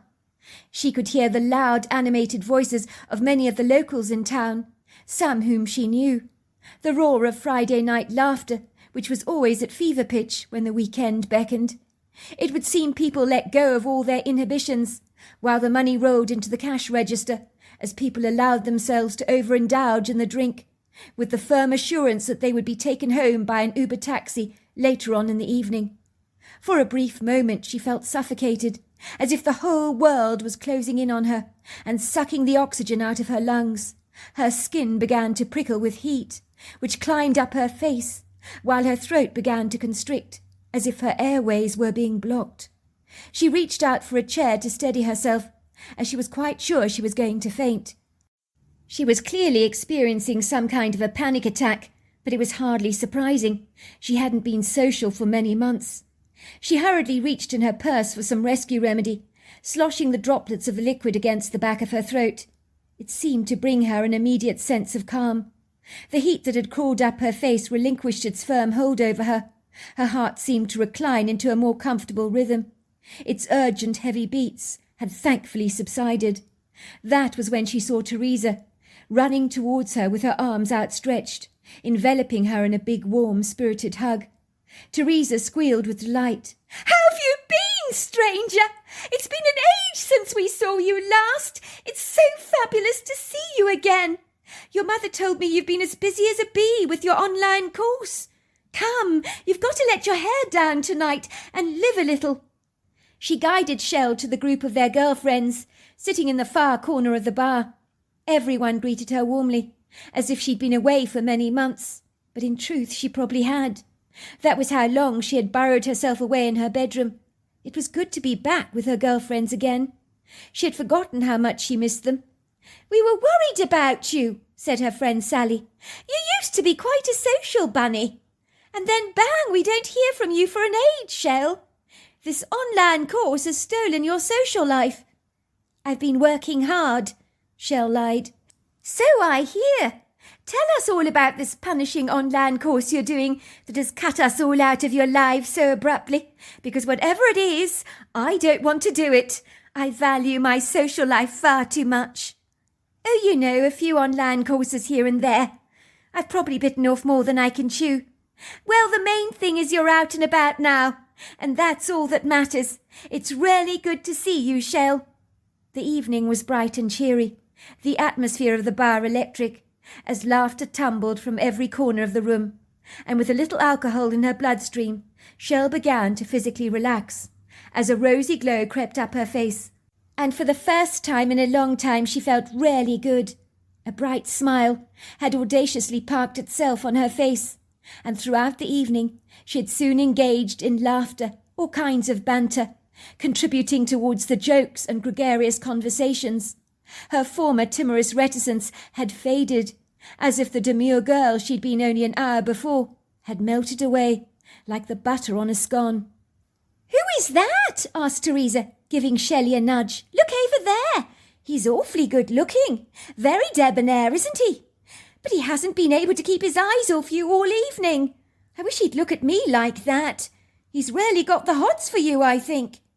Shelley looked up from her drink, and who should be staring at her lecherously from the table in the distance but no other than Terence Pritchard. Shelley trembled as her eyes met his. He lifted up his craft beer in a gesture of cheers.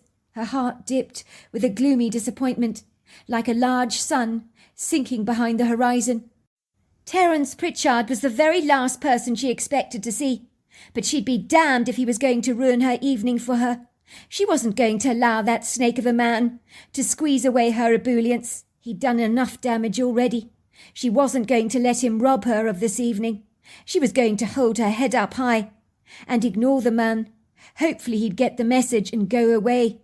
Her lips quivered as she said, "Oh, it's an old friend of my brother's." "He's so handsome. Maybe you should introduce me to him if you're not interested." "That's not a good idea," said Sherry. "He's a creep, if you must know. Believe me, you don't want to get involved with the likes of him. He's arrogant, opinionated, and very presumptuous.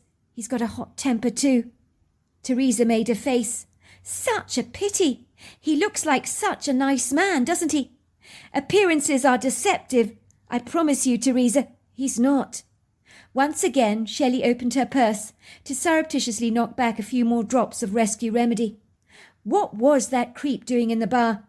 She could feel her heart thundering in her chest as memories of that inauspicious evening when Terence had dumped her on Forest Road, abandoning her so cruelly, came flooding into her mind, threatening the arrival of another panic attack, which she managed to avert and suppress. Suffice to say, the rescue remedy was a lifesaver. Without it, she could so easily have made an absolute spectacle of herself this evening, by passing out in front of a huge audience of spectators, and that would not have been a pretty look. As the evening drew to a close, Sherry was glad to see that creep, Terence Pritchard, had finally left. She remained at the bar table with two of her friends. It had been such a pleasant evening, apart from the moment when she had laid eyes on Terence. Shell could not remember a time when she had enjoyed herself this much. Her mother was absolutely right. So was her brother Lucas. It was important to connect with her friends. It had been such a social, entertaining evening, apart from the disquieting moment when she'd laid eyes on Terence. Still, it couldn't be helped. She's bound to bump into the man from time to time. So she better get used to it, she thought. She couldn't recall a time when she'd enjoyed herself so much. Her mother was right. So was her brother Lucas. It was significantly important to become reacquainted with her friends again. It had felt so edifying to reconnect with them. Where had the time got to? The bar had drained of all its occupants, apart from her two girlfriends. They were the last remaining people in the bar. This was a first. She'd never been the last to leave a bar in her life, and after all her anxiety issues of late, she would have expected to have been home by now, a long time ago. She had soared and sailed through the evening, like a majestic eagle hovering over the wilderness with an extensive wingspan. Likewise, she had stretched herself beyond her comfort zone, and she was proud of her accomplishments this evening. It would seem the old Shell was back, with a fighting, tenacious spirit, and a renewed confidence. She had re-emerged from her shell, and was a long way from becoming like her Uncle Wallace. The bar manager walked over to the table. "Sorry, ladies. I must ask you to go. I'm closing up now." The three girls, who would have happily continued their chirruping banter until the early hours of the morning, were regretfully escorted out of the premises by the manager. Soon they stood together outside the bar, eagerly pressing down the digits of their cell phones to call for an Uber taxi that they required to pick them up. Both Shell's girlfriends lived in the opposite direction to her, so she couldn't catch a ride with any of them. She fumbled around awkwardly in her purse and realized to her horror that her cell phone was actually missing. It must have fallen out of her purse when it had taken an inauspicious tumble in the front of her brother's truck. It was probably under the passenger side seat. How could she be such an idiot? She should have made absolutely certain that she had recovered her cell phone from under her brother's seat. She hadn't even considered it when she was in the bar. Shell's rather intoxicated friends were giggling under their inebriation that comes with the overindulgence of too much alcohol. "What's wrong?" asked Teresa, looking at Shell's flushed face. "You look like you've seen a ghost. Your face is as white as a sheet." "I'm such an idiot," she admits. "I left my cell phone in my brother's car. I need to call an Uber. Can I borrow yours?" "I'll call one for you," said Teresa, giggling, hauling out her phone from her pocket and making a call. "He'll be here soon," she told Shell. "Thanks, Teresa. I appreciate it." "It's a pleasure, Shell. But for God's sake, don't be a stranger all your life," she said, poking her friend in the chest. "Don't let those bloody online courses steal your fun. Work should not consume your life. You should have a good time, like we've had tonight. A very good time." "I won't let work dominate my life. Never again. I've had loads of fun tonight." "Well, I think my Uber taxi's here. I better get going. Yours will be here in any moment, I'm quite sure." Shell watched as her two friends climbed into their respective taxis, their wobbling bodies like two unsteady camping chairs that sank gratefully into the back seats. They both waved at her as they drove away into the night. She was now left all alone, outside the bar in town, without a solitary soul in sight, apart from a few streetlights for company, along with a ribbon of shops that were devoid of any activity, and steeped in an ominous, clammy silence. All that was left was the light from the nail bar, flashing its pink lights on and off, along with a few other twinkling lights from the shops, from the baker's to the butcher's, the hardware store, the bookshop, the gift shop, a camping shop, and a sweet shop, as well as a couple of boutiques. She sat on the pavement impatiently, waiting for her Uber taxi to arrive. She was tapping her feet on the pavement and became increasingly fidgety as the minutes ticked by. The Uber never came, and without her cell phone, she'd been left in the lurch. She was now stuck between a rock and a hard place, without any means of calling another taxi, or even her brother Lucas to deliver her from her sticky situation. It was almost like a repeat of the night she was abandoned on Forest Road, but at least this was different. She knew where she was, and more to the point, she knew how to get home. Why did she always end up getting caught up in these precariously sticky situations that never ever seemed to happen to other people? Damn, she thought, why didn't I realise my cell phone was missing? Just my bloody luck. She fumbled around in her purse again, throwing out all the contents onto the pavement, in the vain hope that she'd find the familiar silvery square of her cell phone, rolling into view. But she was to be disappointed. It was not there. Her heart sank. She cursed under her breath, and pondered on what she should actually do. I knew I shouldn't have come out this evening, she told herself. I knew it. There was nothing she could do, she thought, other than make the 45-minute trek back home by foot. She might be slightly intoxicated, but this was not like being stuck on Forest Road or Lover's Lane, when she had no clue where she was. Sherry did know the way home, as well as the back of her hand, for she had come this way often enough when she was a little girl with her brother, both gleefully riding on the backs of their bicycles, in the hope of buying ice cream and sweeties. Sometimes they had made these sneaky trips behind their mother's back, while their mother had falsely assumed that they were pottering around happily in the backyard at home, when in reality they were filling their pockets with sweets from the old-fashioned sweet shop in town, where they spent their pocket money very gladly. She might be slightly bladdered this evening, but she was wearing practical sneakers, and if she didn't walk home, she'd be stuck here all night, be forced to sleep on the asphalt pavement, like a bedraggled homeless man on a street corner. She couldn't do that. It was so undignified. Besides, it was scary. It was clear that the Uber taxi was not coming to collect her any time soon. Perhaps Teresa had bungled up the phone call, misdialed the taxi service, without realising she was actually phoning the wrong number. Perhaps she had grievously mistaken a stranger's annoyed grunts to a taxi service reassurance that someone was indeed on their way. It was amazing how confusing life could become when you were plastered. Shell grimaced as she dubiously crossed the grey ribbon of asphalt and walked down a couple of roads aligned with the friendly reassurance of street lights. But soon she left the twinkling lights of the town behind her. The night was now stripped of such modern conveniences. Shell found herself ambling down the long dirt road that would eventually lead to the family farmhouse, and there was not a solitary streetlight in sight. Indeed, there was nothing to subdue the daunting effects of a caliginous twilight. Luckily she had a torch with her, a high-powered little thing that offered 5 hours of light. She had learnt never to travel anywhere without it. Thank God it hadn't fallen under the seat to join her cell phone. You had to be grateful for small mercies. This torchlight would be her saviour tonight. Without it, she dreaded to think how she could possibly navigate her way back home. I mean, a 45-minute walk was not too bad. She'd done it many times before. The congenial presence of the moon magnanimously smiled down upon her.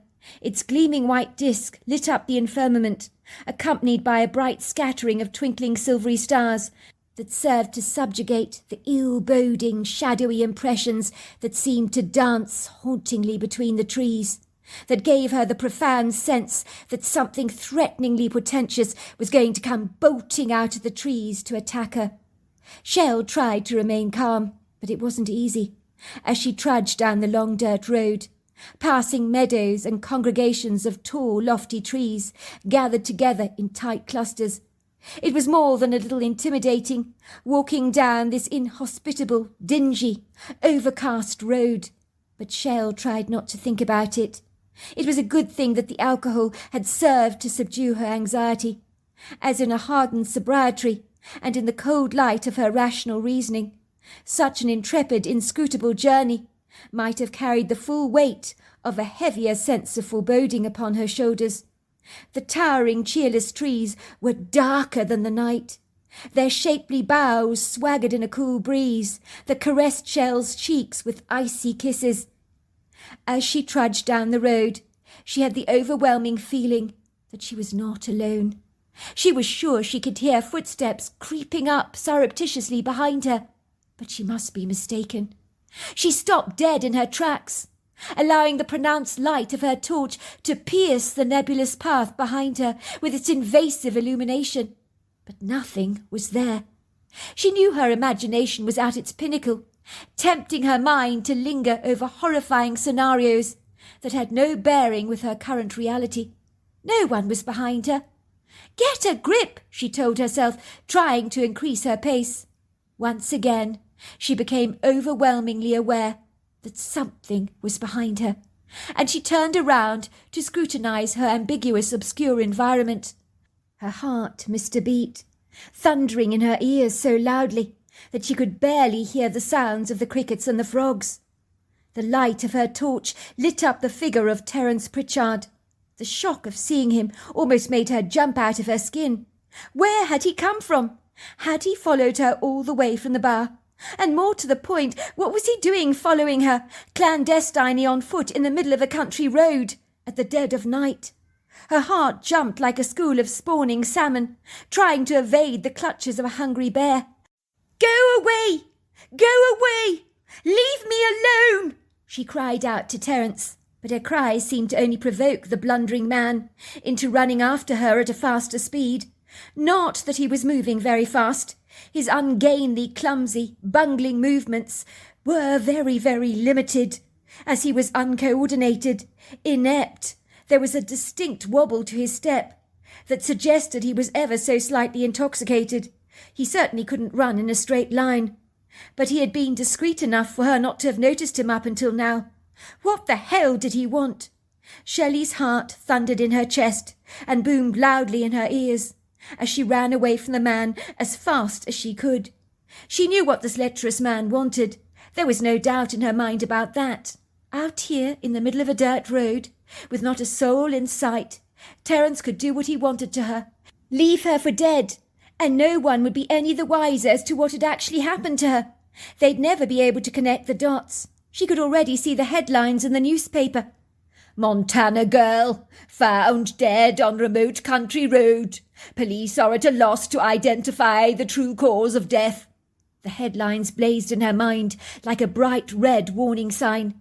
Terence must have waited for everyone to leave the bar and followed her. He was obviously, all these months later, still fuming that she had rejected him. Did he really have such an insatiable ego? She wondered. She stepped up speed, running as fast as she could, but her legs became leaden and heavy, and the alcohol still in her system made her movements equally as clumsy as Terence's. She was breathing heavily, and she could hear Terence behind her. The air was filled with the violent stench of his acidic breath. The next thing she knew, Terence had grabbed her by the arm, and there was a gormless grin on his face as he chucked her down on the road, like an apple core being flung from the driver's side window. She found herself lying on some hard, uncomfortable stones.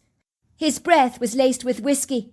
He was breathing over her invasively, with a faint, trespassing smell of his body odour that was dulled by a strong, musky aftershave. "I've been waiting for you, Shelley," he said, sounding like a drunken Hannibal Lecter. "I've been waiting for you to come to town, but you've been away a long time, far too long. And here you are finally. You think you are the one that got away, don't you, little Sherry? But I'm sorry to tell you that no one teases me like you did, and then dares to reject me. Do you understand that? I always have what I want, and now I'm going to have you. And if you don't give yourself to me willingly, I will not be responsible for what I do to you." "Leave me alone!" Shelley screamed, lashing out at her attacker with her nails, scratching his skin, managing to draw blood. "You bitch! You bitch!" he screams, holding Sherry down tightly with one arm, trying to tear off her dress with the other. Sherry tries to wiggle from his grasp, but he pulls out a pocket knife, holding the blade at her throat. "You do what I say, or you're dead. Do you understand?" "You're not going to get away with this, Terence," Shelley cries. "You can't do this to me. You just can't." Terence had the blade on Shell's neck, and another hand he is fumbling with the belt of his jeans. Shelley tries to push away his hands, but Terence is strong and holds her in a firm grip. And that was when she sees an obscure figure from the other side of the road, barreling towards them at the speed of a rocket. She can't see the figure clearly, but she's seen enough to know it must be a human, wearing a thick black coat. Shell is determined to alert the stranger to the trouble that she's embroiled in, and screams out at the top of her lungs, "Help! Please help me! Help! I'm being attacked!" And then all of a sudden, a big cloud of black, a silhouette that appears to be humanoid, grabs Terence by the shoulders and throws him up in the air like a frisbee, catching him a couple of times in her hands like a large ball. The creature then throws Terence on the ground, where he lands on the road with a mighty thud, his head crashing violently against the jagged rocks. There's a strange cracking sound, and then blood spurts out of Terence's head. His eyes stare vacantly up in the murky darkness of the sky, and Shelley realizes that Terence is dead. She turns the light of her torch on this ambiguous creature. Whatever it was, it had saved her life. But did it intend to attack her too? She couldn't be sure. When her torchlight illuminates the creature blocks her eyes from the invasiveness of the light. Sherry lets out an audible gasp. She's staring at a Bigfoot. The creature is easily over 8 foot tall, possibly 700 pounds, maybe more. It's covered in a silvery grey hair that is long and flowing. But when she studies the human-like face of the creature and the benevolent brown eyes that seem so incredibly kind, she realizes that she's in the presence of a friend. The Bigfoot reaches out a hand to pull Shelley up to her feet. Thank you! Thank you! Thank you!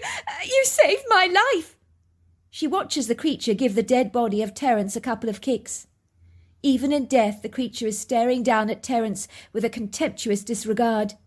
To her amazement, the creature speaks to her in a language which for some strange reason she can understand, even though she's never heard this strange language before. Ikata, imaka. Bad, bad man, said the Bigfoot, shaking her head. Ikata, imaka. Bad, bad man. Ikata, igola pasi, ilila kwalasi, inaki la no golo, inati nu, she said, shaking her head sadly.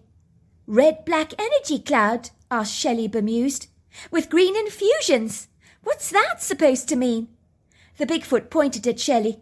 Ikolo bogoloni, ila silakwa, sovogono shalina, isila sagalonoko. This man has a black-red energy cloud. Evil, evil.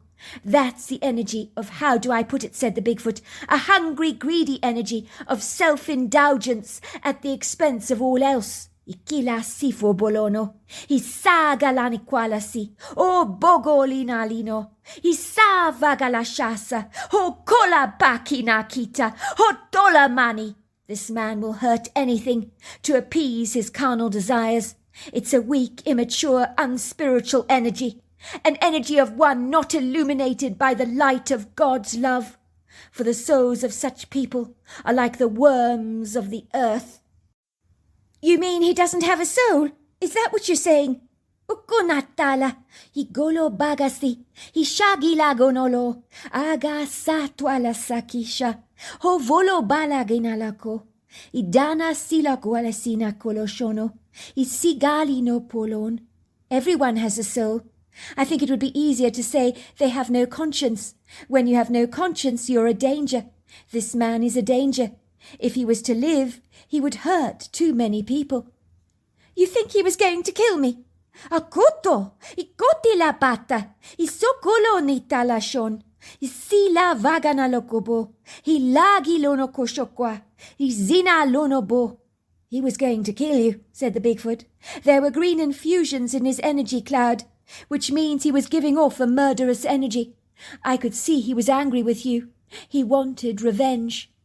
Sherry was so grateful to be in the presence of such a kind, majestic, very intelligent creature. And that night the Bigfoot walked her home, so that she no longer had to fear the dark, looming shadows of the night. She knew she was safe now. The Bigfoot whistled as they walked down the roads together. She didn't even have to tell the creature where she lived. The Bigfoot knew the location of her home, which she found extraordinary. The Bigfoot insisted on waiting for her to get back safely into the house, and once assured she was finally safe and secure, she gave Shelley a brief nod and just glided away. Shelley stood in the doorway, hardly daring to believe what had happened. Terence Pritchard had followed her home and tried to attack her. If the Bigfoot had not intervened, would she be lying dead on that country road? She suspected that she might, as Terence undoubtedly would not want her to identify him to the police. The Bigfoot had described Terence Pritchard's energy as murderous. It was incredible that the creature could not only read minds, but energy fields as well. The Bigfoot had known her life was in danger. Shell had remained a recluse for months in her home, and Terence Pritchard had not ever got over her rejection of him when she had pushed him away and said no, and slapped him in the face. He must have been nursing his grievous anger towards her for many months, like a fire you kept going by throwing more and more wood on the flames so it never dies out. Maybe it even gets worse. After all this time you'd think Terence Pritchard would have moved on with his life and cast his sights on other girls. But rejection can sometimes have the reverse effect. When he saw Shelley at the bar, he must have been waiting for her to leave. He probably couldn't believe his luck when her Uber taxi had failed to pick her up, and then there she was, on a lonely dirt road, like a sitting duck, without a solitary soul in sight. Terence had chosen to follow her, with his anger fuelled still further by his slight inebriated state. Shell was surprised that even though things could have turned so bad tonight, something incredible had happened. She had faced her biggest fears and emerged victorious, thanks to the unlikely intervention of a Bigfoot. Shelley had confided in her brother Lucas about what had transpired that night, and he advised her not to say a single thing about Terence's death to the police. "I'm not going to kid, sis," he said, taking her lovingly into his arms. "I'm not sorry the man is dead. I think if he was alive, you would probably have to take out a restraining order against him. I don't think that man could take your rejection. And when he saw you on that country road, as you say, you were a target for him. He knew he could do anything to you. No one would be any the wiser. I dread to think what could have happened to you if that Bigfoot hadn't come to the rescue. How do you think she knew you were in trouble?" "Well, I called out for help because I saw a human figure in the distance. I thought they were wearing a thick black coat, which was a bit strange because it was quite a warm night. But I thought someone was around, a farmer perhaps, and so I called out. But when the figure got close, I actually realised it was a Bigfoot. She told me afterwards that she killed Terence because of his very bad energy. You see, she sees energy in colours. She knows when an energy is stagnant, diseased, sick, angry or murderous. She said that Terence was going to kill me." Lucas shrugged. "I believe her. I mean, if Terence had raped you, then he'd likely have been arrested, so he'd probably have raped you and killed you. That's my bet." Suffice to say, the body of Terence Pritchard was found lying on the dirt road the following day by a local horse rider. People assumed the man had been attacked and killed by a grizzly bear. Many townsfolk wondered why his truck had been hidden behind an obscure tree in the parking bay at the bar. So what was he doing lying dead on a dirt road, far away from where his car was parked? Questions were asked, but answers were not forthcoming and were never found, and Terence's death remained an enigmatic mystery. As for Shelley, she no longer retreated into the shadows to hide in her bedroom from the rest of the world, but she promptly returned to her fun-loving self, and has never forgotten the day when an unlikely rescuer saved her from a dubious character. And although she's never seen the Bigfoot again, she is hoping for another encounter. So there you are. That's my story. Dear Sarah and all your lovely listeners.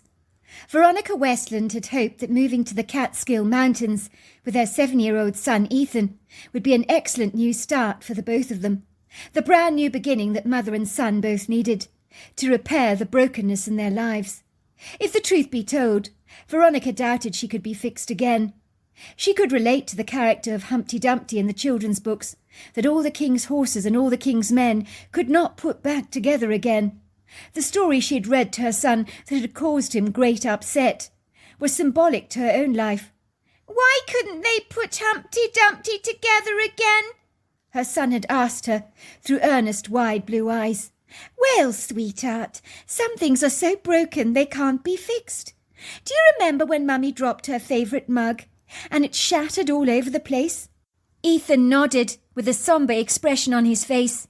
You were so very upset, Mummy, 'cause it was your best mug. You tried to glue it together, but you couldn't. You loved that mug so much because Grandpa Pups gave it to you.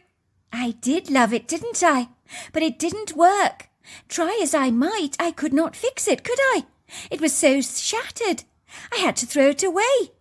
I suspect it was like that for poor Humpty Dumpty. A tear spilled down Ethan's cheeks. Poor Humpty Dumpty, he cried out. Poor Humpty Dumpty. No one could fix him, not even the king's men. Humpty Dumpty must have been so sad, Mummy. I'm sure he was very sad, but he was just too broken to be fixed. There was nothing anyone could do about it. Veronica knew she was also broken, so the children's book character of Humpty Dumpty touched a raw nerve for her. I just have to learn to adapt to a whole new life without my husband, she told herself. In truth, the thought of a life without Greg was like Christmas without the lights, the tinsel, the Christmas carols, the festive fare.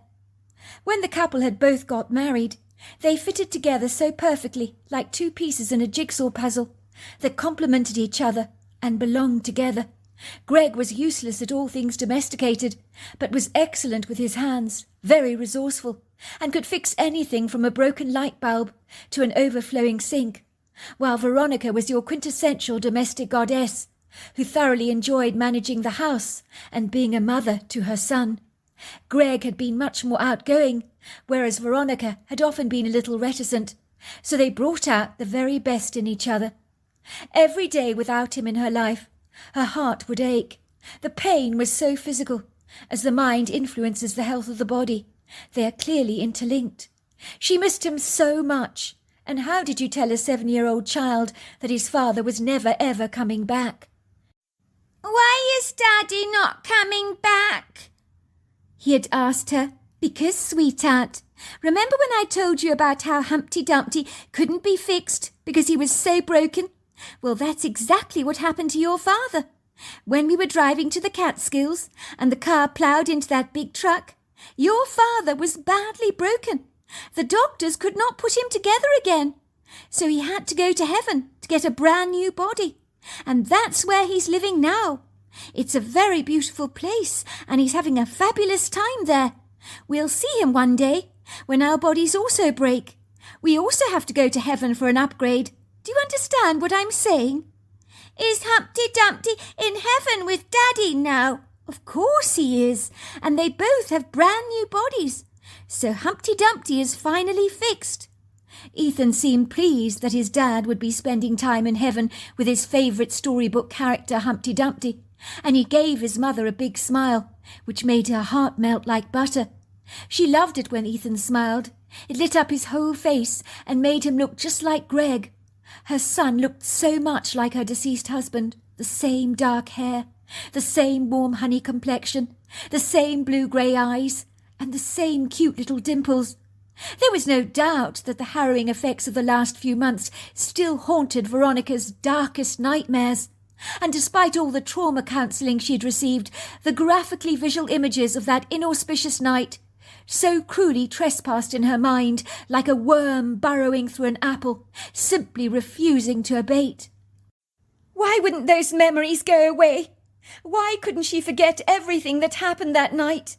Why was it so conspicuously translucid in her mind, as if she was looking through a pane of glass?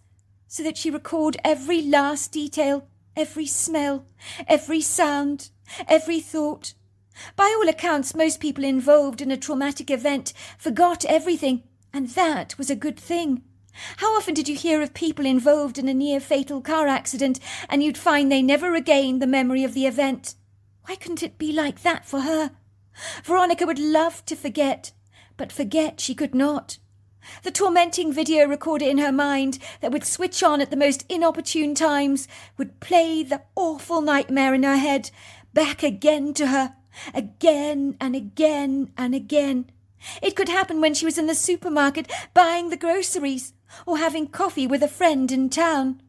When that happened, her body would become as cold as ice.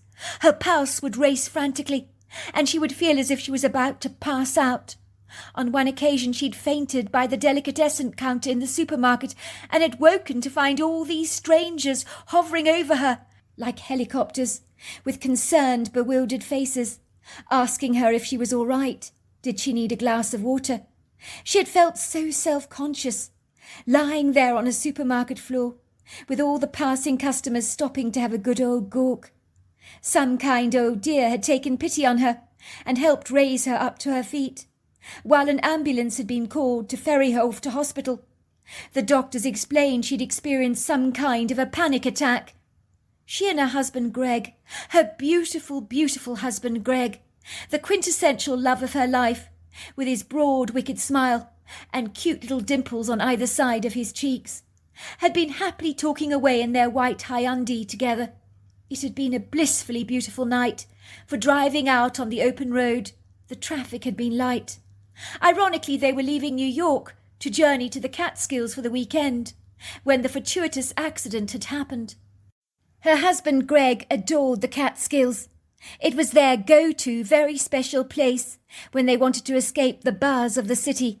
It was easily accessible from New York, and a wonderful weekend retreat, a place where many New Yorkers gravitated to when they were looking for a much-needed country break.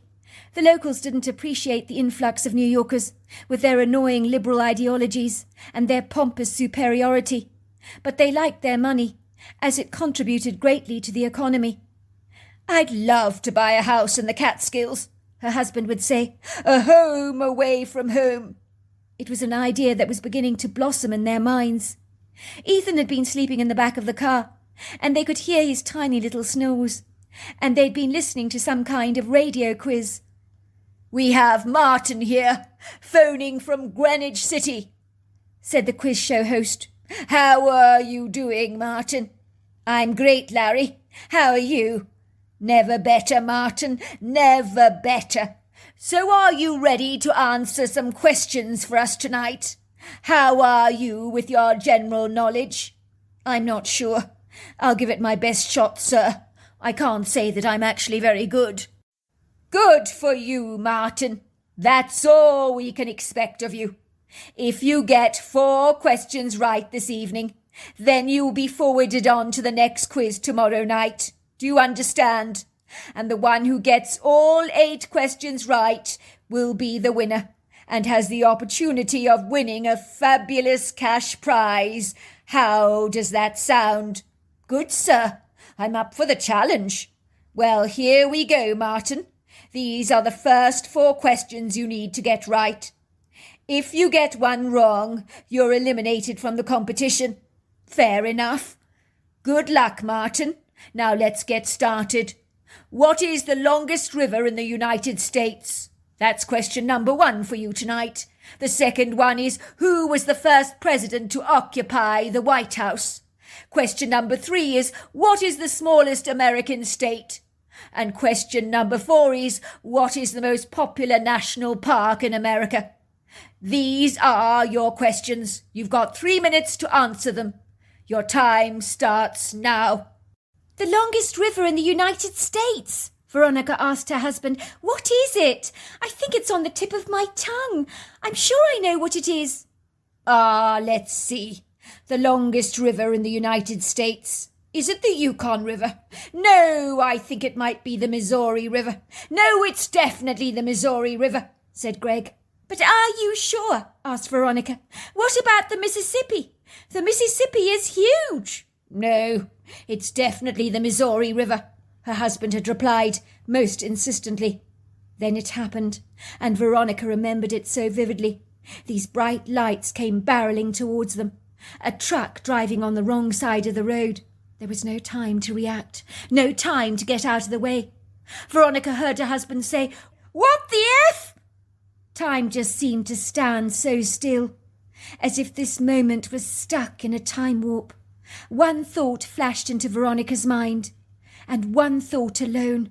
"We're going to die! We're going to die!" There was no way they could survive this.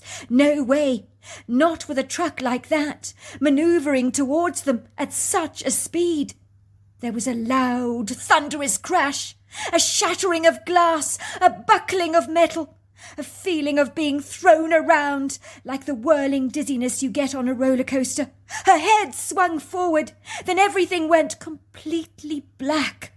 But Veronica remembered a violently oppressive, coppery smell, and had haunting memories of figures standing over her, and a voice saying to her, Ma'am, we're taking you to hospital now.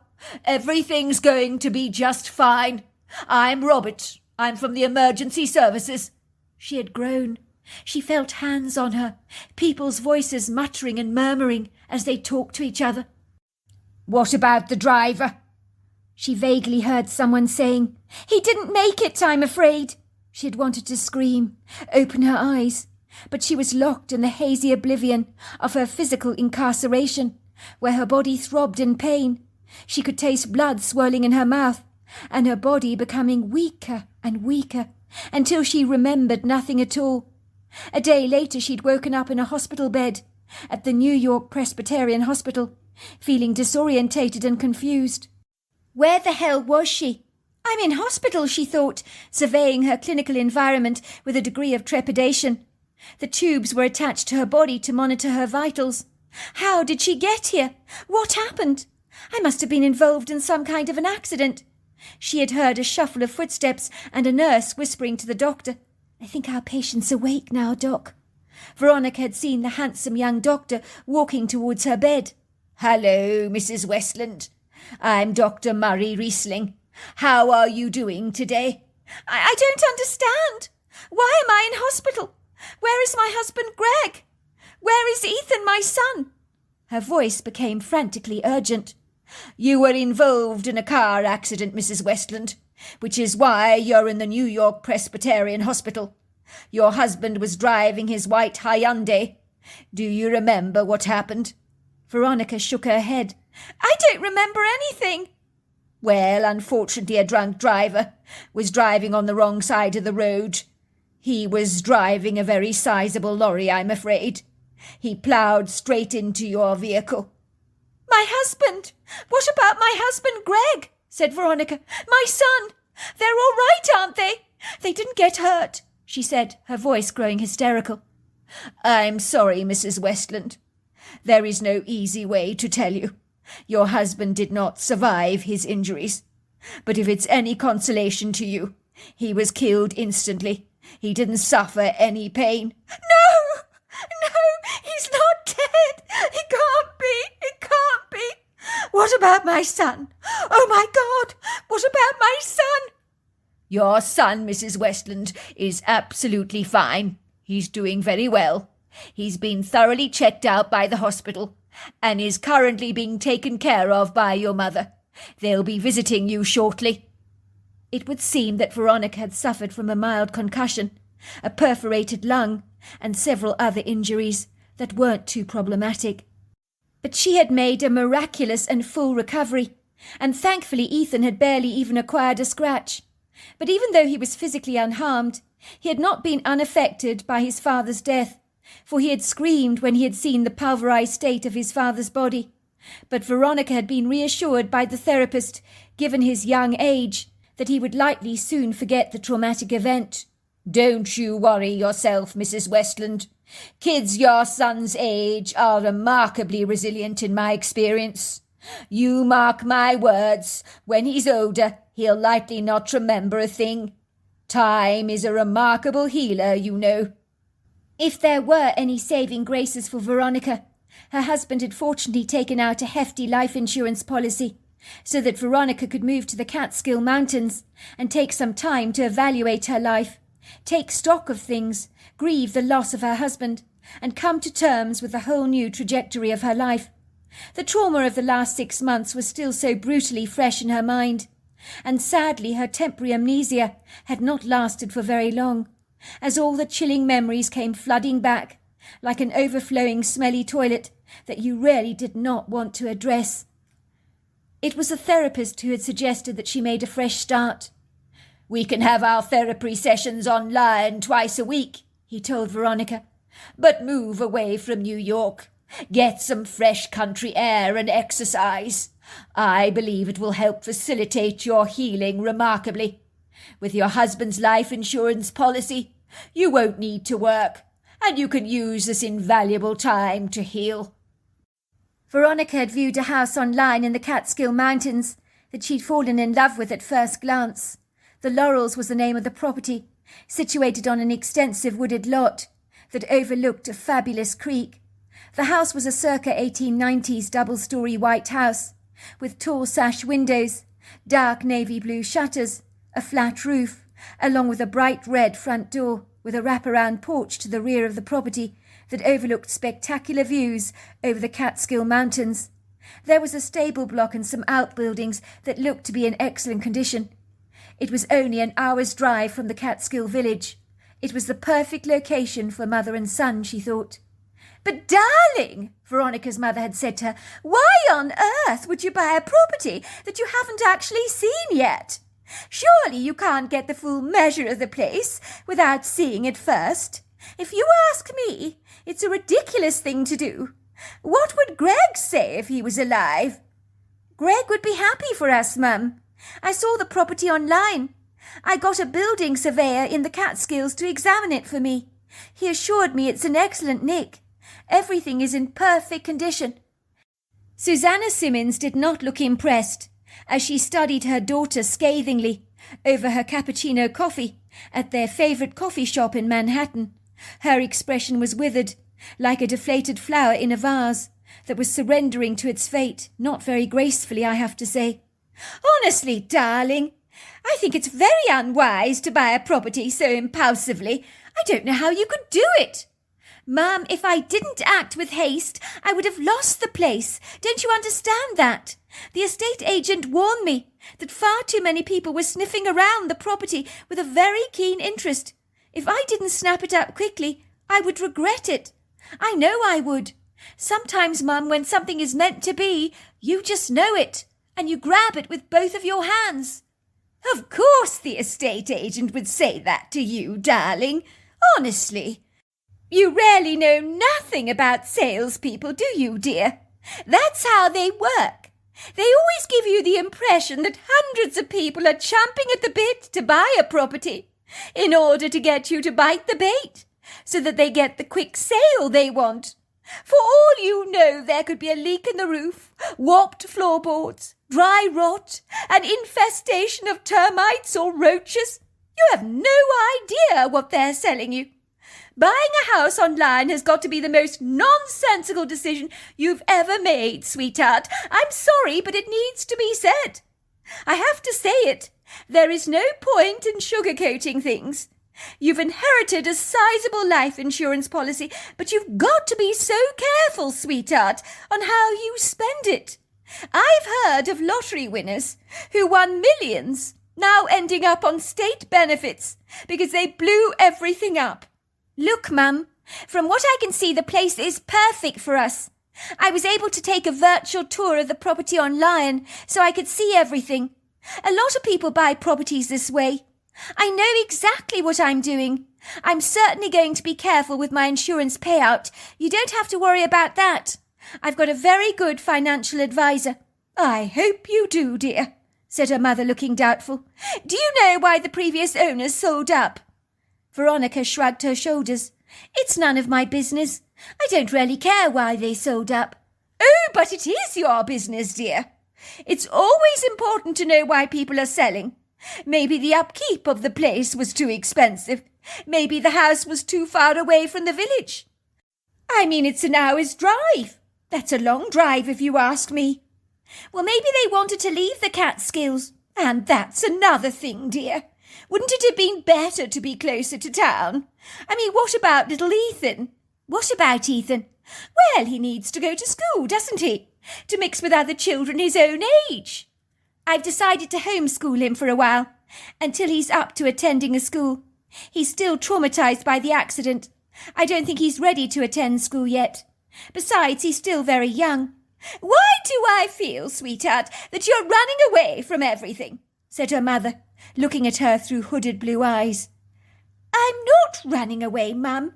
I'm just going to live in the countryside to heal, much like an author may go to a secluded, quiet place to write their novels, away from the trappings of civilization, where they can't get distracted by the telephone perpetually ringing, and 101 demands that can entice them away from their work. Oh, goodness gracious, darling, listen to yourself. You're not an author, sweetheart. All I can say is I hope you know what you're doing. I want to get away, Mum, from the hectic chaos and the busyness of New York. It's simple as that. It's not complicated. As I keep saying, Veronica dear, I hope you know what you're doing.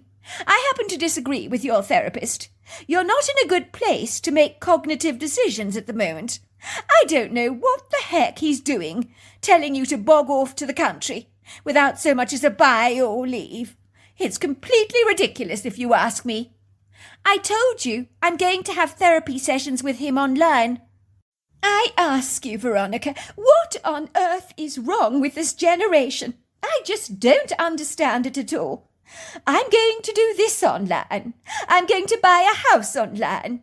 I'm going to have a meeting online. I'm going to meet a boyfriend online. I mean, it doesn't strike me as a reasonable way to socially interact. A week later, Veronica and her son Ethan settled down in their beautiful home in the Laurels in the Catskill Mountains without much going awry. Veronica felt as if her husband, although not physically with her, had guided her to buy this place. It was incredulous to think she'd got the house online, and even the men from the removal van company, who had unloaded all her furniture and helped her to place it strategically throughout her house, had said, "Ma'am, I have to say to you, you have a very beautiful place here. I wish I could live in an area like this.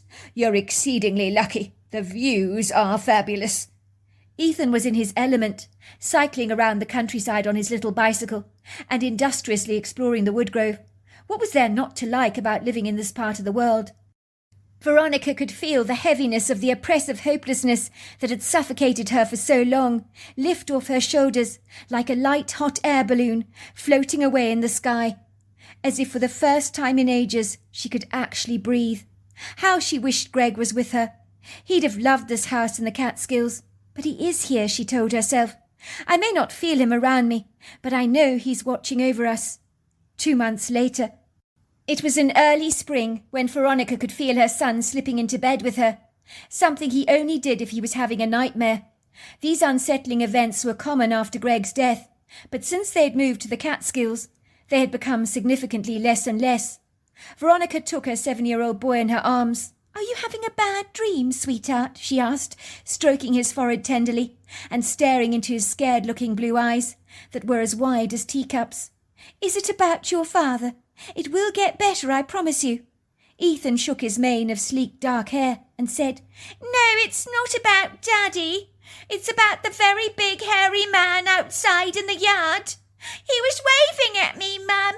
He was indicating for me to go outside to see him. He was scary, Mummy. Big, really big." "You must have had a nightmare, sweetheart," said Veronica, cradling her son in her arm and rocking him gently. "It's going to be all right, I promise you. There's no big hairy man outside. It's your imagination playing tricks with you, like the elves you used to believe lived under your bed. Don't you remember that?" "It wasn't a nightmare, Mummy. It was real. There's a great big hairy man, Mummy, in the yard. He's as big as a small tree, and he's very wide. He's covered in hair, Mummy, just like a bear. I saw him walking around. He was swinging his arms a lot." "It's going to be fine, sweetheart," said Veronica. "Just fine. Now you get to sleep." She noticed her son seemed agitated, but he always became like this when his nerves were rather frayed, and he was predisposed to having a vivid imagination. That was when Veronica heard a strange banging sound that sounded like the wind beating against an open door. She could hear the creak, creak, creak sound, and then a bang. But there was no wind outside to explain the banging sound that sounded like a door bolting against the eaves, or windows and their shutters banging open. Then she heard thumping, and the curiously bizarre sound of ponderous heavy feet drumming the ground, as if something very substantial in size was mulling around the interiors of her property. Surely not. She sat up with a start, her trembling body becoming rigidly stiff and very alert as her ears judiciously tuned in to the sounds of the house. She heard more bumps, a strange dragging sound, followed by the occasional bang and creak. What the hell was that? Her blood ran cold, and then it occurred to her that she might have forgotten to bolt the front door. Had someone broken into her house? Maybe they had tried the door and just let themselves in. She knew the Catskills had a growing problem with opioids and heroin. Could a drug addict be breaking into the properties out in the countryside to support their habit? They'd certainly be easy targets, she thought. She knew that drug addicts would stop at nothing to steal whatever they could for cash in order to acquire their next high. Had someone broken into her house? It certainly sounded like it. Should she phone 911? No, that would be silly, especially if no one was in the house. She'd feel like a fool calling the police if nothing was actually going on. Maybe a raccoon had got in through the half-open kitchen window. There had to be a rational explanation for the strange noise. "Maybe the big hairy man is in the house," said Ethan, burying his head into her nightdress. "Maybe he's going to hurt us, Mummy. He was so big. I saw him. I told you, he waved at me. He was acting very friendly."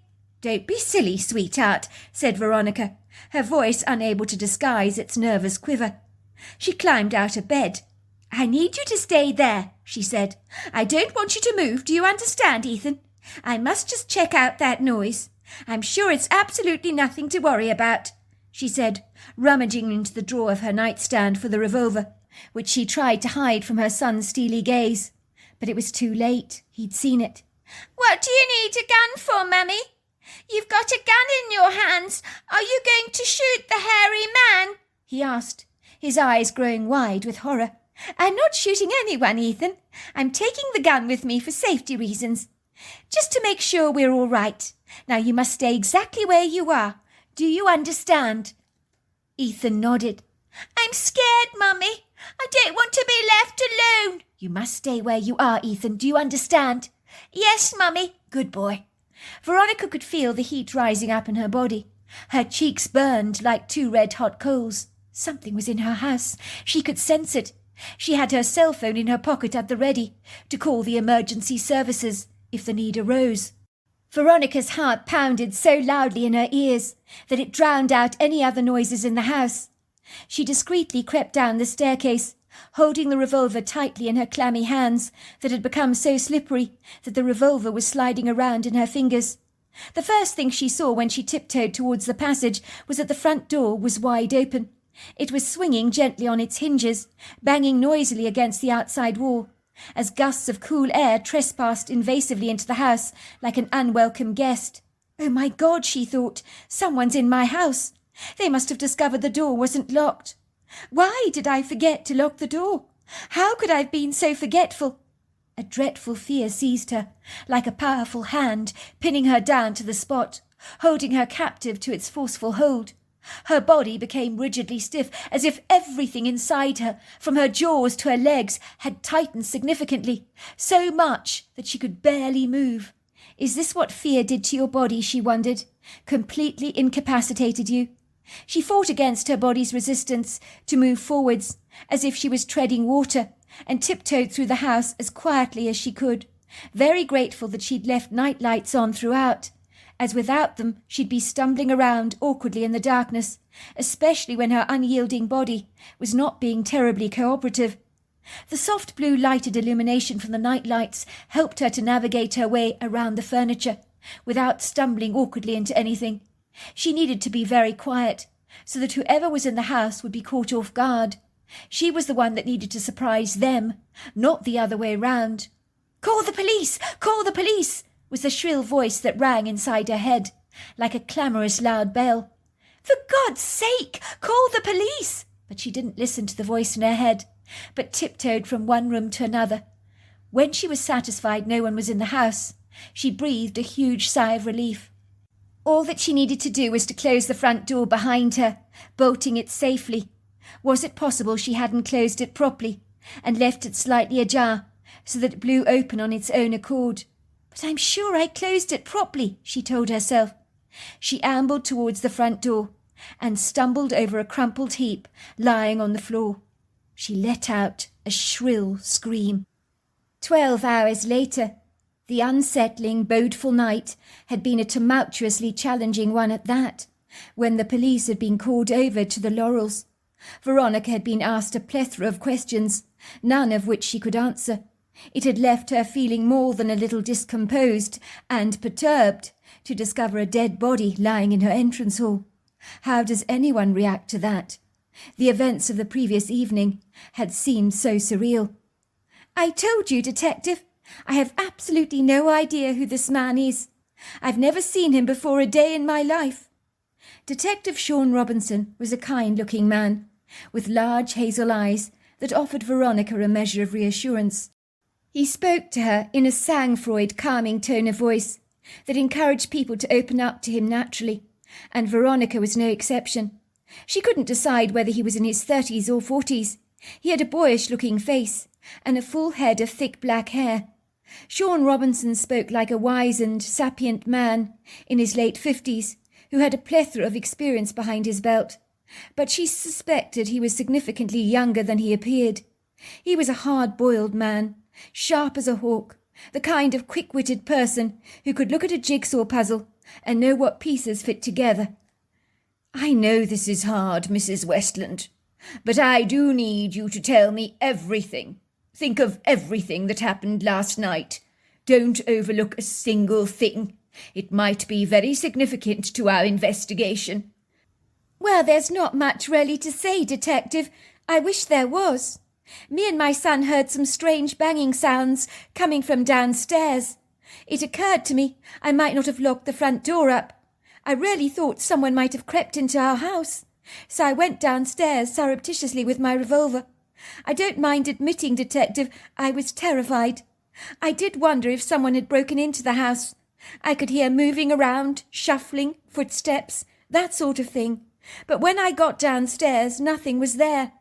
It was only when I went to the front door that I nearly tripped over the body, lying crumpled up in the hallway. It gave me the fright of my life. The man was covered in dirt and leaves. There was a trail of mud all over the carpet. It was a real mess. I assure you, finding a dead corpse lying in the entrance hall was a bitter pill to swallow, Detective, and my son got the shock of his life. It really disturbed him." "I can imagine, Mrs. Westland, how frightening this must have been for you, and for your son, of course. When a crime is committed, people tend to hide the bodies, not randomly throw the deceased into a stranger's entrance hall. This is a first, which I assure you is very unlikely to happen again. The chances are minuscule. And you are sure, Mrs. Westland, that you have no idea who this man is? You have no connection with him? He hasn't come and fixed a sink for you or something like that in the last couple of months or so?"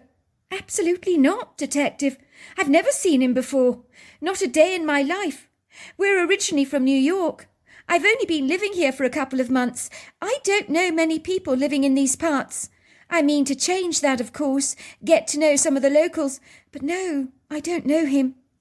"He's a local boy," said the detective, "a plumber by profession, although these days he doesn't do much work. More's the pity. I recognized his face at once. He's been in trouble before for petty theft. His name is Bryce Williams.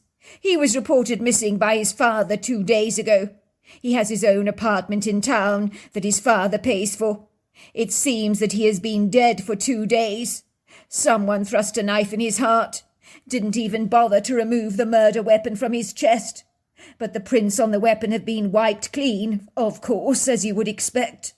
The coroner says it looks like the body had already been buried somewhere, then retrieved from its burial spot. So why it was dumped in your passageway remains an enigmatic, rather curious mystery that has left us at the station completely stumped, I have to say. I'm sorry, Detective. I wish I could help you. I really don't know him, and I certainly haven't used him for any plumbing work. I wish I could be of help. I am as confounded as you are.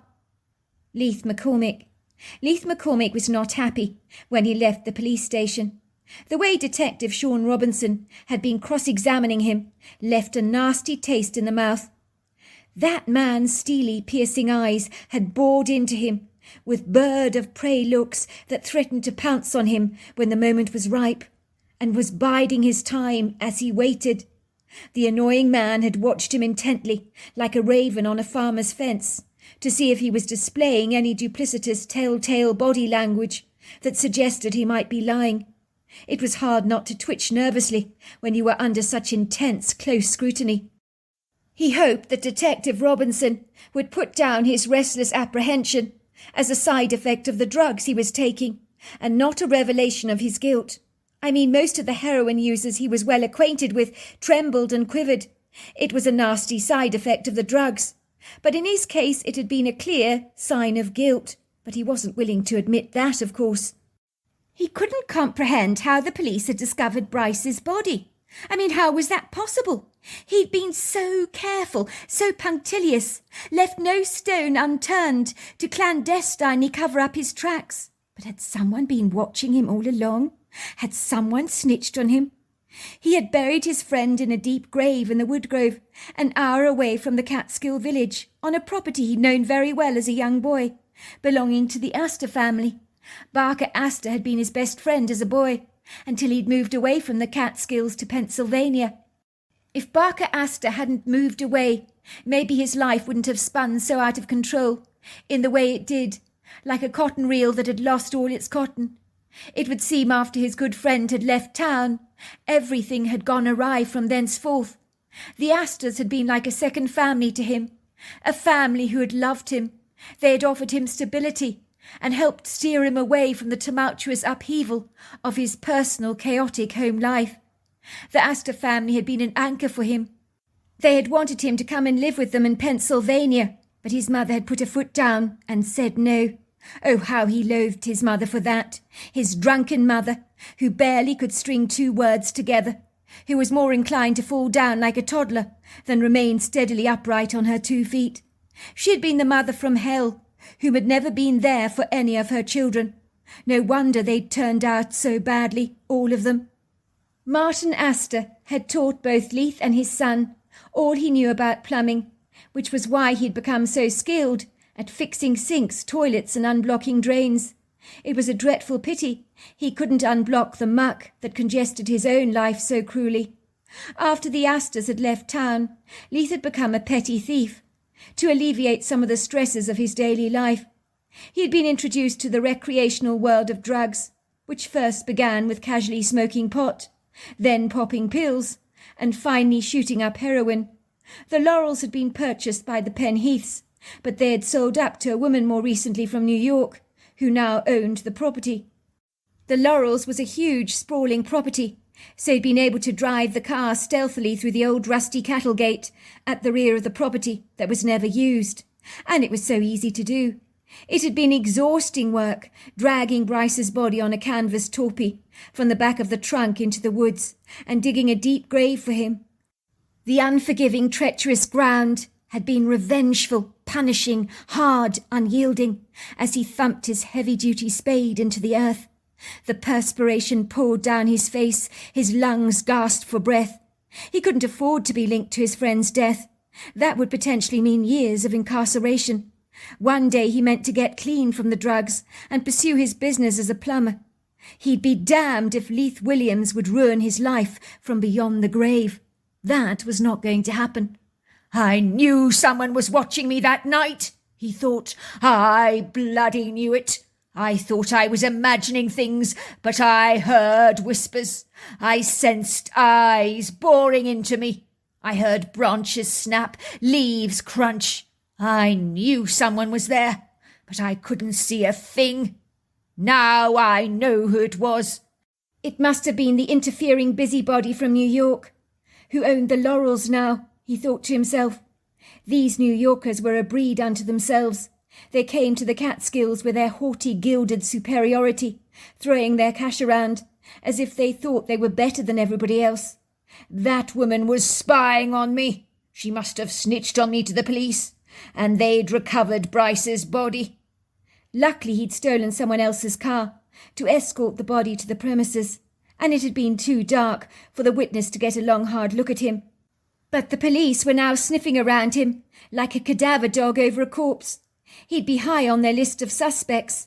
It was no secret that he and Bryce Williams had had a tumultuous relationship at the very best of times. They were both dependent on heroin, and in their lives nothing was more important to them than acquiring their next fix.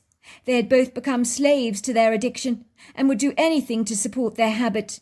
And anything means anything. He hadn't meant to kill his friend, of course, but his friend Bryce had stolen his cocaine stash that he'd hidden under the floorboards in the apartment they shared together, paid for by Bryce's well-meaning father, who was worried that his son's smack addiction would leave him homeless and living high and dry on the streets. This was a rental that even Bryce's mother knew nothing about, because if she did, she would not be pleased. Bryce seemed to think that the free rental he offered his friend Leith entitled him to just help himself to his friend's cocaine stash. It didn't work like that. Leith had returned home with only one thing on his mind, and that was to get high. He had prized open the loose floorboards in his bedroom, where he had cunningly hidden his stash away, only to discover that the bag that contained his heroin had been filled with icing sugar. He'd been furious. Did Bryce really think he was that stupid? Maybe he wanted him to believe the dealer had sold him icing sugar instead of heroin. He had stormed towards his friend, who was slumped lackadaisically over the couch in front of the television, watching a sports game through bleary eyes. His friend was clearly high. "What is this, Bryce?" he had screamed, throwing the powdered sugar over his friend's sweater. "This is icing sugar. Do I look like an idiot? What did you do with my heroin?" "It wasn't me," said Bryce obsequiously, but his face revealed his guileful guilt. Leith had lost all control. Everything had spun around his head in a hazy whirl. His blood boiled like the water in an electric kettle. Then there he was, with a kitchen knife in his hands, and everything went blank as he saw red. "What are you doing, bro?" Bryce had asked, his eyes growing round in terror. "I'll get you some more snow. I promise you, I'll get you some more. I admit I took it. I was desperate, bro. I was desperate. You know what it's like. I'll replace it for you. I'll get my father to give you the money. But please, don't hurt me. Don't hurt me. I'm begging you." "You stole my heroin. You replaced it with icing sugar," Leith screamed, his unbridled fury indignant. He plunged the knife through his friend's heart, as if slicing through butter. Death had come quickly, as Bryce had looked down at the knife with an expression of horror on his face. He made a strange gurgling sound at the back of his throat. Then he fell back onto the settee, then onto the carpet, until his body was completely limp. It was only an hour later, after the anger had subsided, that Leif realized the full gravity of what he'd done, and knew that if he didn't cover his tracks, he could easily end up in a prison cell. So he'd hatched what he believed was a flawless plan to cover up his tracks. He had rolled his friend up in the old carpet so that no bloodstains would be found in the apartment. If the police were to do a search of the property, he needed to get rid of the carpet and the body as soon as possible, and to cover any area that was contaminated with bleach, just to be certain. "So where were you on Tuesday night?" the annoying detective had barked at him. "I understand you've been seen getting into heated arguments with your friend Bryce Williams. My informers tell me you've been getting into spats over drugs of late. The last one ended very nastily, I'm told. You actually beat your friend up badly. You gave him a bloody nose and a black eye. This is the young man you share an apartment with. paid for by his father. If this is how you treat your friends, I'd hate to see how you treat your enemies." Bryce had glared at the detective. "I don't appreciate your insinuations, sir. I get into fights with Bryce, but I would never kill him, never. He's my best friend, and best friends can be closer than brothers. They get into scrapes, don't they? But I'd never kill him. That's what they all say, Leith. But I put it to you that things got out of control. You stabbed your friend in a moment of unbridled anger, and my guess is your fight was over drugs. I've seen what heroin has done to people in the local community, here in the Catskills. Some people will stop at nothing to get it. It's destroying lives, families, relationships. Detective, I regret to say this to you, but you're barking up the wrong tree. Someone else must have hurt Bryce, but I had nothing to do with his death." When Leith had left the police station, he was furious. The police didn't have anything on him. Well, he hoped so, but he wasn't sure what they actually knew. He needed to speak to that woman that lived at the Laurels. If she hadn't been spying on him when he was burying Bryce's body in the woodgrove, Bryce would now be registered as a missing person. But Leith knew that with the advances of DNA technology, that Bryce Williams' fortuitous death could ultimately be pinned on him, and he couldn't allow that to happen at any cost. Veronica. Veronica was surprised to hear the knock at the door. Perhaps the television had drowned out the noise of the truck's approach, as she'd usually have heard the distinctive whooshing sound of rubber wheels crushing pebbles. She had just tucked her son in bed, and she was sitting in front of the television, doing some embroidery, watching a quiz show on television. She thoroughly enjoyed quizzes. It made her feel as if Greg was still around. She discarded her sewing and promptly rose to her feet, hurriedly dashing over to the front door. Should she be worried about a visitor at this time of night? It was 8 o'clock in the evening, and no one had informed her that they were going to drop by.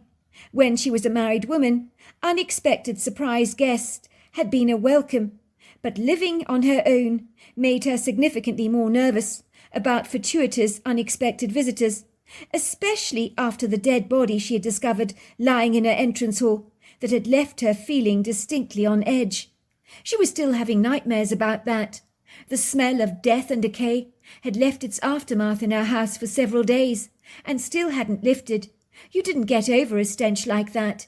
It was a kind of ungodly smell that stays with you like a scar on your skin and refuses to go away.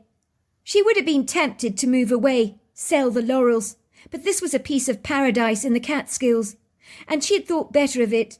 She had found her dream location, her perfect home, so she wasn't in a hurry to sell up. She had no idea why a dead body, the coroner said looked like it had been unearthed from the ground, was actually doing in her house. Someone must have flung it into her entrance hall, but why? Her son was convinced that it was the big hairy man he insisted he'd seen in the yard that night. When Veronica had told her mother what had happened that bodeful evening, she regretted the words before they tumbled out of her mouth. She should have known better. She should have known her mother would overreact. It gave her the ammunition she needed to persuade her daughter to return to Manhattan, but that was never going to happen, because the Catskills had won its way into her heart. "What? A dead body thrown into your house in the middle of the night? Are you winding me up, darling?" "Of course I'm not winding you up, Mum. Why would I make something like this up? It's absurd." "Goodness gracious me, Veronica! That is dreadful! Who would do such an atrociously macabre thing?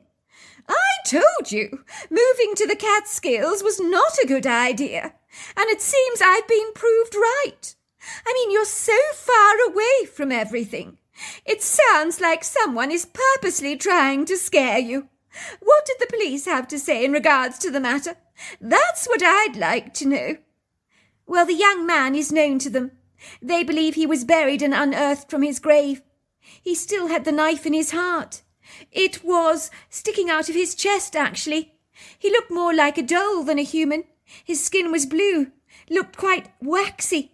But it gave me one hell of a shock, Mum. Oh, and the stink. I need not tell you about that. It made me gag. I'll never forget a smell like that. It was hideously repugnant. How dreadfully gruesome! I can't believe what I'm actually hearing. Some random stranger, with a luridly grim sense of humour, flung a decomposing corpse into your house. How did they even get into your house in the first place? I must have forgotten to lock the front door. What on earth has got into you, Veronica? You live on your own with your son, and I don't care if you live on a deserted island, you should always make sure you lock up. This is insane. How could you be so irresponsible? You have my grandson's safety to consider. I told you, and I keep drumming it into you. It was not a good idea your moving to the Catskills. I blame that dreadful therapist of yours. Your head is all over the place, and you're not thinking right. Mum, it was an oversight, that's all. I forgot to lock the door. It happens. But as the detective wisely pointed out, if the person who threw the corpse into the house meant to harm us, they'd have done so already. Besides, the body had been dead for a couple of days. It was decomposing. Oh dear, I can't bear to think about it. It sounds like something out of a morbidly grotesque, lugubrious Stephen King novel. Ladies and gentlemen, forget reading Stephen King to get your nightmarish thrills. Just take a trip to the Laurels and the Catskills, and the house of hideous horrors will be revealed to you. Honestly, sweetheart, I feel dreadfully unsettled and very worried about little Ethan. What if the man that threw the dead body into your house was giving you a warning of some kind? Has that even crossed your mind at all? A warning like what, Mum? Well, saying that this is going to happen to you, unless you leave the Catskills. I don't think it was a warning, Mum. Ethan claims he'd seen a very big man waving at him through the window. He said the man seemed incredibly friendly. It was after that we found the body in the entrance hall. Oh, my God, sweetheart, listen to you. This is getting worse and worse the more you tell me. Someone waved at Ethan and then delivered a corpse into your house. You'll be much safer in New York. Please, dear, I'm begging you, please come home. I don't think people in Manhattan make a habit of disposing of their deceased loved ones in other people's entrance halls. It's quite preposterous. It's an outrageous thing. I couldn't imagine this ever happening here. I mean, it's not as if you haven't been through enough already. I worry about what this might do to Ethan emotionally. It's a wonder that the poor child can even sleep at night. He'll be having nightmares of dead bodies shooting down chimneys and through cracks in the wall. Poor boy. He is having difficulty sleeping at the moment. He's sharing a bed with me. Unfortunately, the nightmares have come back. Didn't I tell you? This is not good, sweetheart. What did the police say? Do they know who the deceased man was? Yes, they know who he is. They believe that the crime is drug-related. They say the man that was killed was a heroin addict, and he had the addiction bad. And unfortunately, when you're addicted like that, you'll do anything for drugs. Do they have any understanding why the corpse was flung into your house? That's what I want to know. They're as nonplussed as we are. They think it's possible that someone saw the deceased being buried and removed the body when the murderer had left the premises, flinging it into our house so that we would ultimately call the police and they would do their investigations. Maybe they knew who killed the man and are too scared to speak out. Maybe they saw the whole thing unfold and didn't want the dead body not to be recovered. That's what the police believe happened. I suppose that does sound plausible, but why would they choose your house to dispose of a dead body? Well, we do live in the countryside, surrounded by acres of land. We're far away from the village. Maybe they thought they'd be less likely to be seen dropping off a dead body in a country setting. The detective thinks that they might be familiar with our wood grove. Oh, my darling, I am dreadfully unhappy with what you're telling me. I am very concerned in regards to your safety. You should contact Stephen King to give him some great new ideas for his next novel. I'm being serious. This is gruesome, really gruesome. You can't make stuff like this up. Veronica was slightly apprehensive as she approached her front door, as the knocking persisted and got more demanding. She tried to look through the spy hole, but the figure standing there was too blurry to see clearly, especially as it was dark out there. "Who is it?" she called out nervously. "It's the police," came the male voice on the other side. She felt immediate relief and opened the door, her eyes scanning the drive for any sign of a police vehicle. The stranger standing in the doorway distracted her by shoving something in her face that looked like a police badge. "I'm Detective Ross Fuller. I'm standing in for Detective Sean Robinson. Might I please have a quick word with you?" "Oh, yes, I know Sean Robinson," said Veronica. "You must be his partner he was telling me about." She led the man into the living room, but there was something about him that immediately unsettled her. She noticed the man was gaunt, with dark shadows under his eyes. He didn't look the epitome of good health. His plain clothes were a little on the shabby side, but then maybe that was expected when you spent your life chasing criminals, she told herself. It must be exhausting work. "How can I be of help, Detective? I've told you everything I know."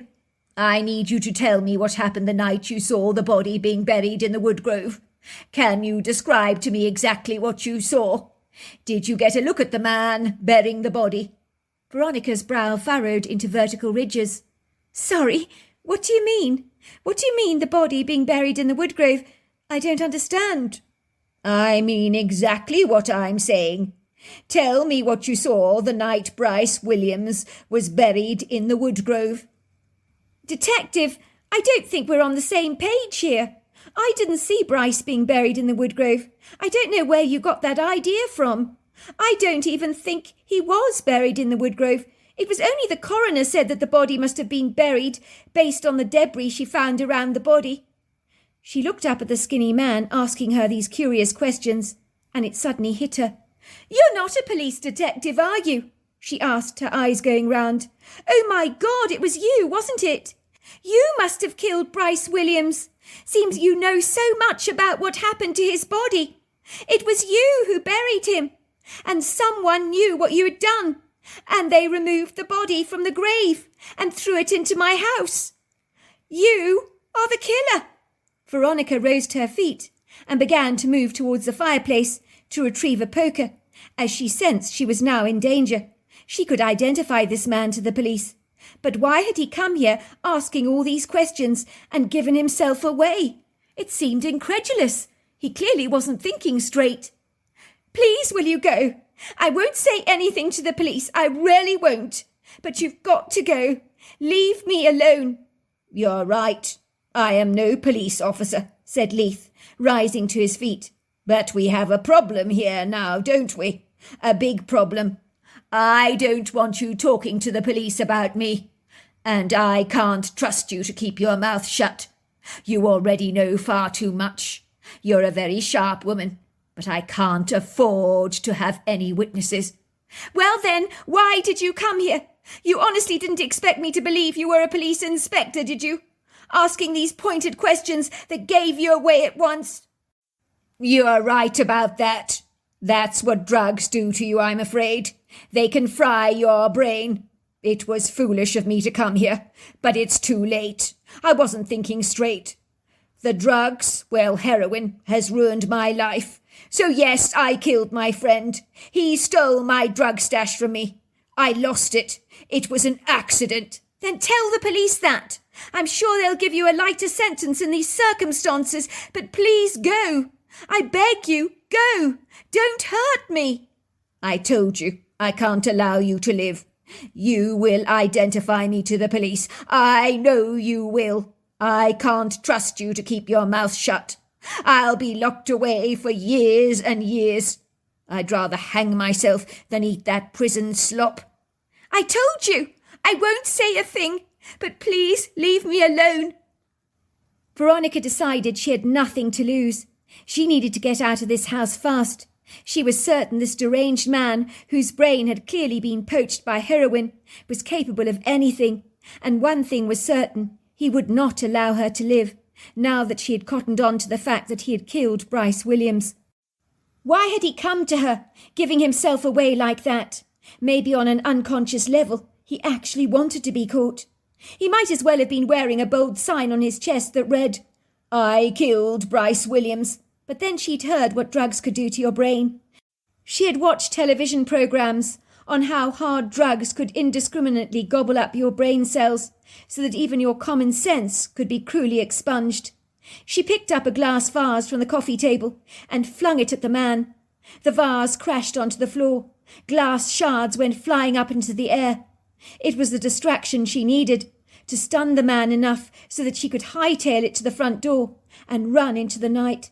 She was greeted to the cold blasts of air that wickedly punnelled against her face, as if the wind was kissing her skin hundreds of times over. "I'll run through the woodgrove until I get to the next-door neighbour's farmhouse," she told herself. The moon sat on the canopy of the sky, a bright, round, shimmering disk that lit up the night magnanimously, so that the sky was a deep pewter grey. She hurriedly ran towards the grove, where the tall, lofty silhouettes of these magnificent leafy giants clustered together in tight, cosy groups, like a vast collective congregation of people at a football stadium.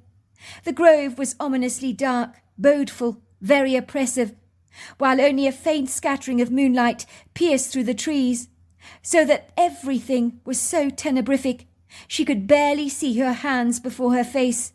It was difficult to navigate her way through this maze, but sticking to the open paths was the obvious thing to do.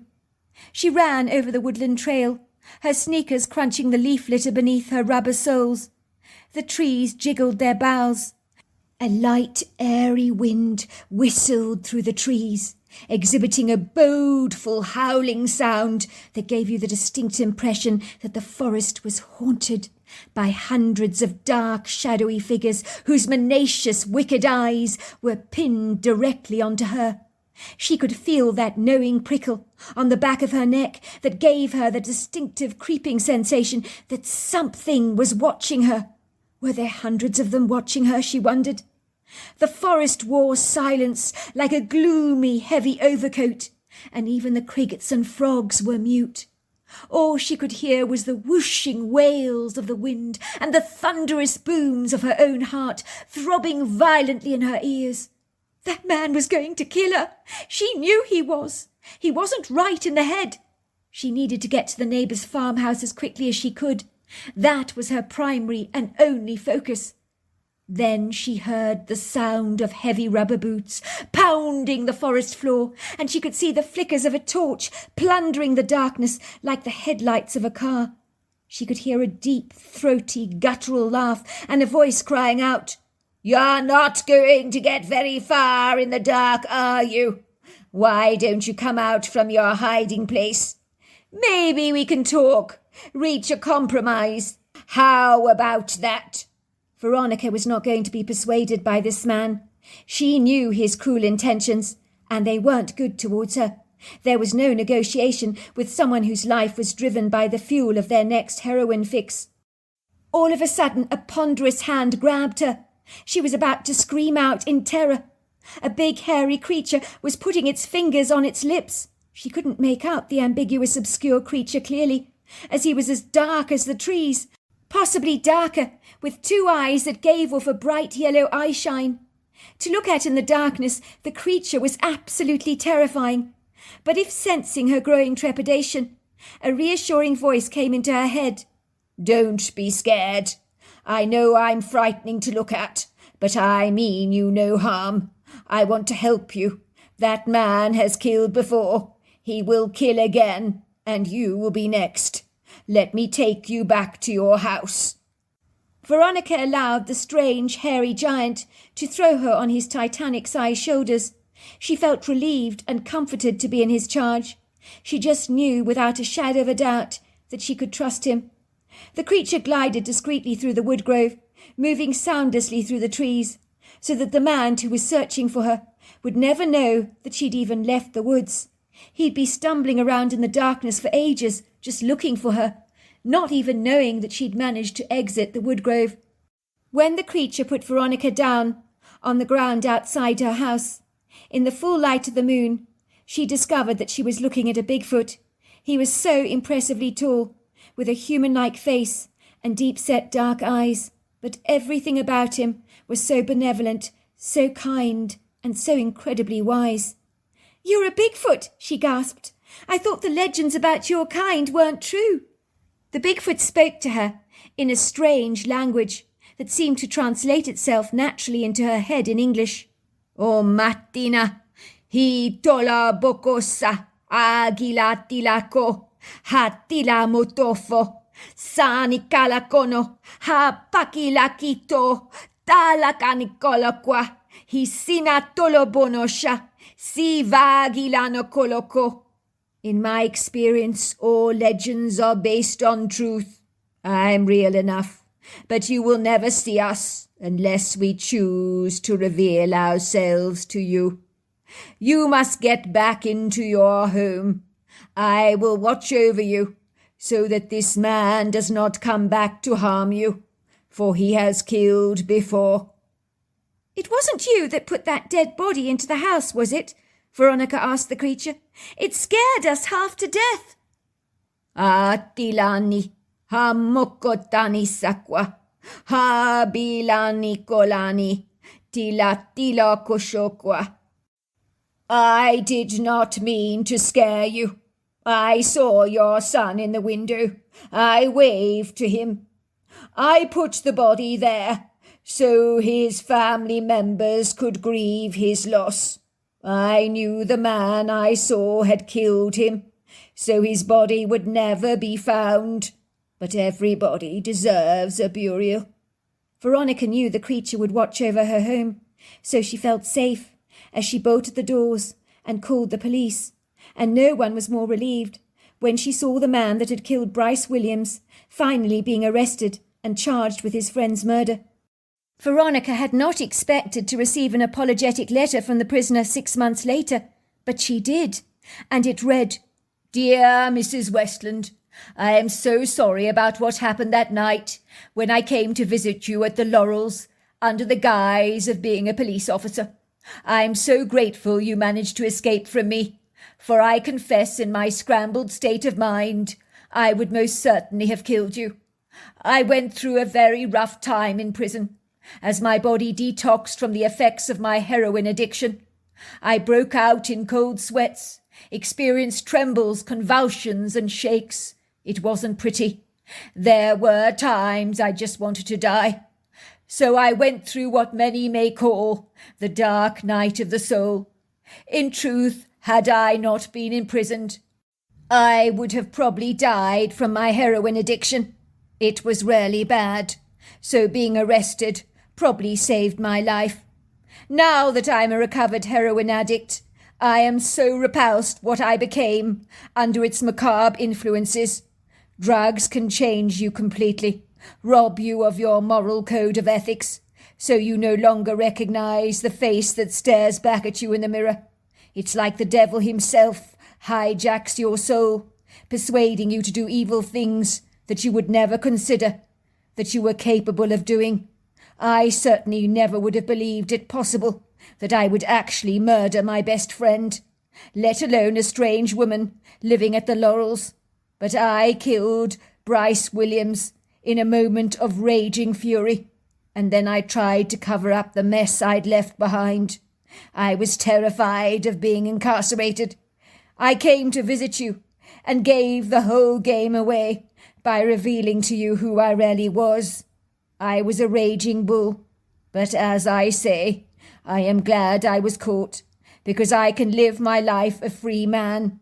But I am permanently tortured by what I did to my very best friend, and what I could have done to you.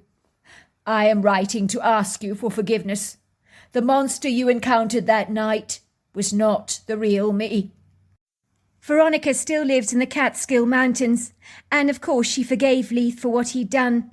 Life was too short to live with bitterness. Veronica knew that from personal experience. She has not seen the Bigfoot she encountered since, but is so grateful that he rescued her that night. She feels safe in the knowledge that someone in the woodgrove is watching out for her, and she knows it's the Bigfoot. So there you are. That's my story. Well, hello there. I hope you enjoyed the Omnibus edition. We've got many more coming our way for you to listen to. Sending you love wherever you are in the world, in North America, Canada, Kenya, wherever you may be. I send you lots and lots of love. Thank you for listening to my omnibus, and I really do hope you enjoyed it, because that's the whole idea about it, is to give you some interesting stories to listen to. So until next time, goodbye and good night.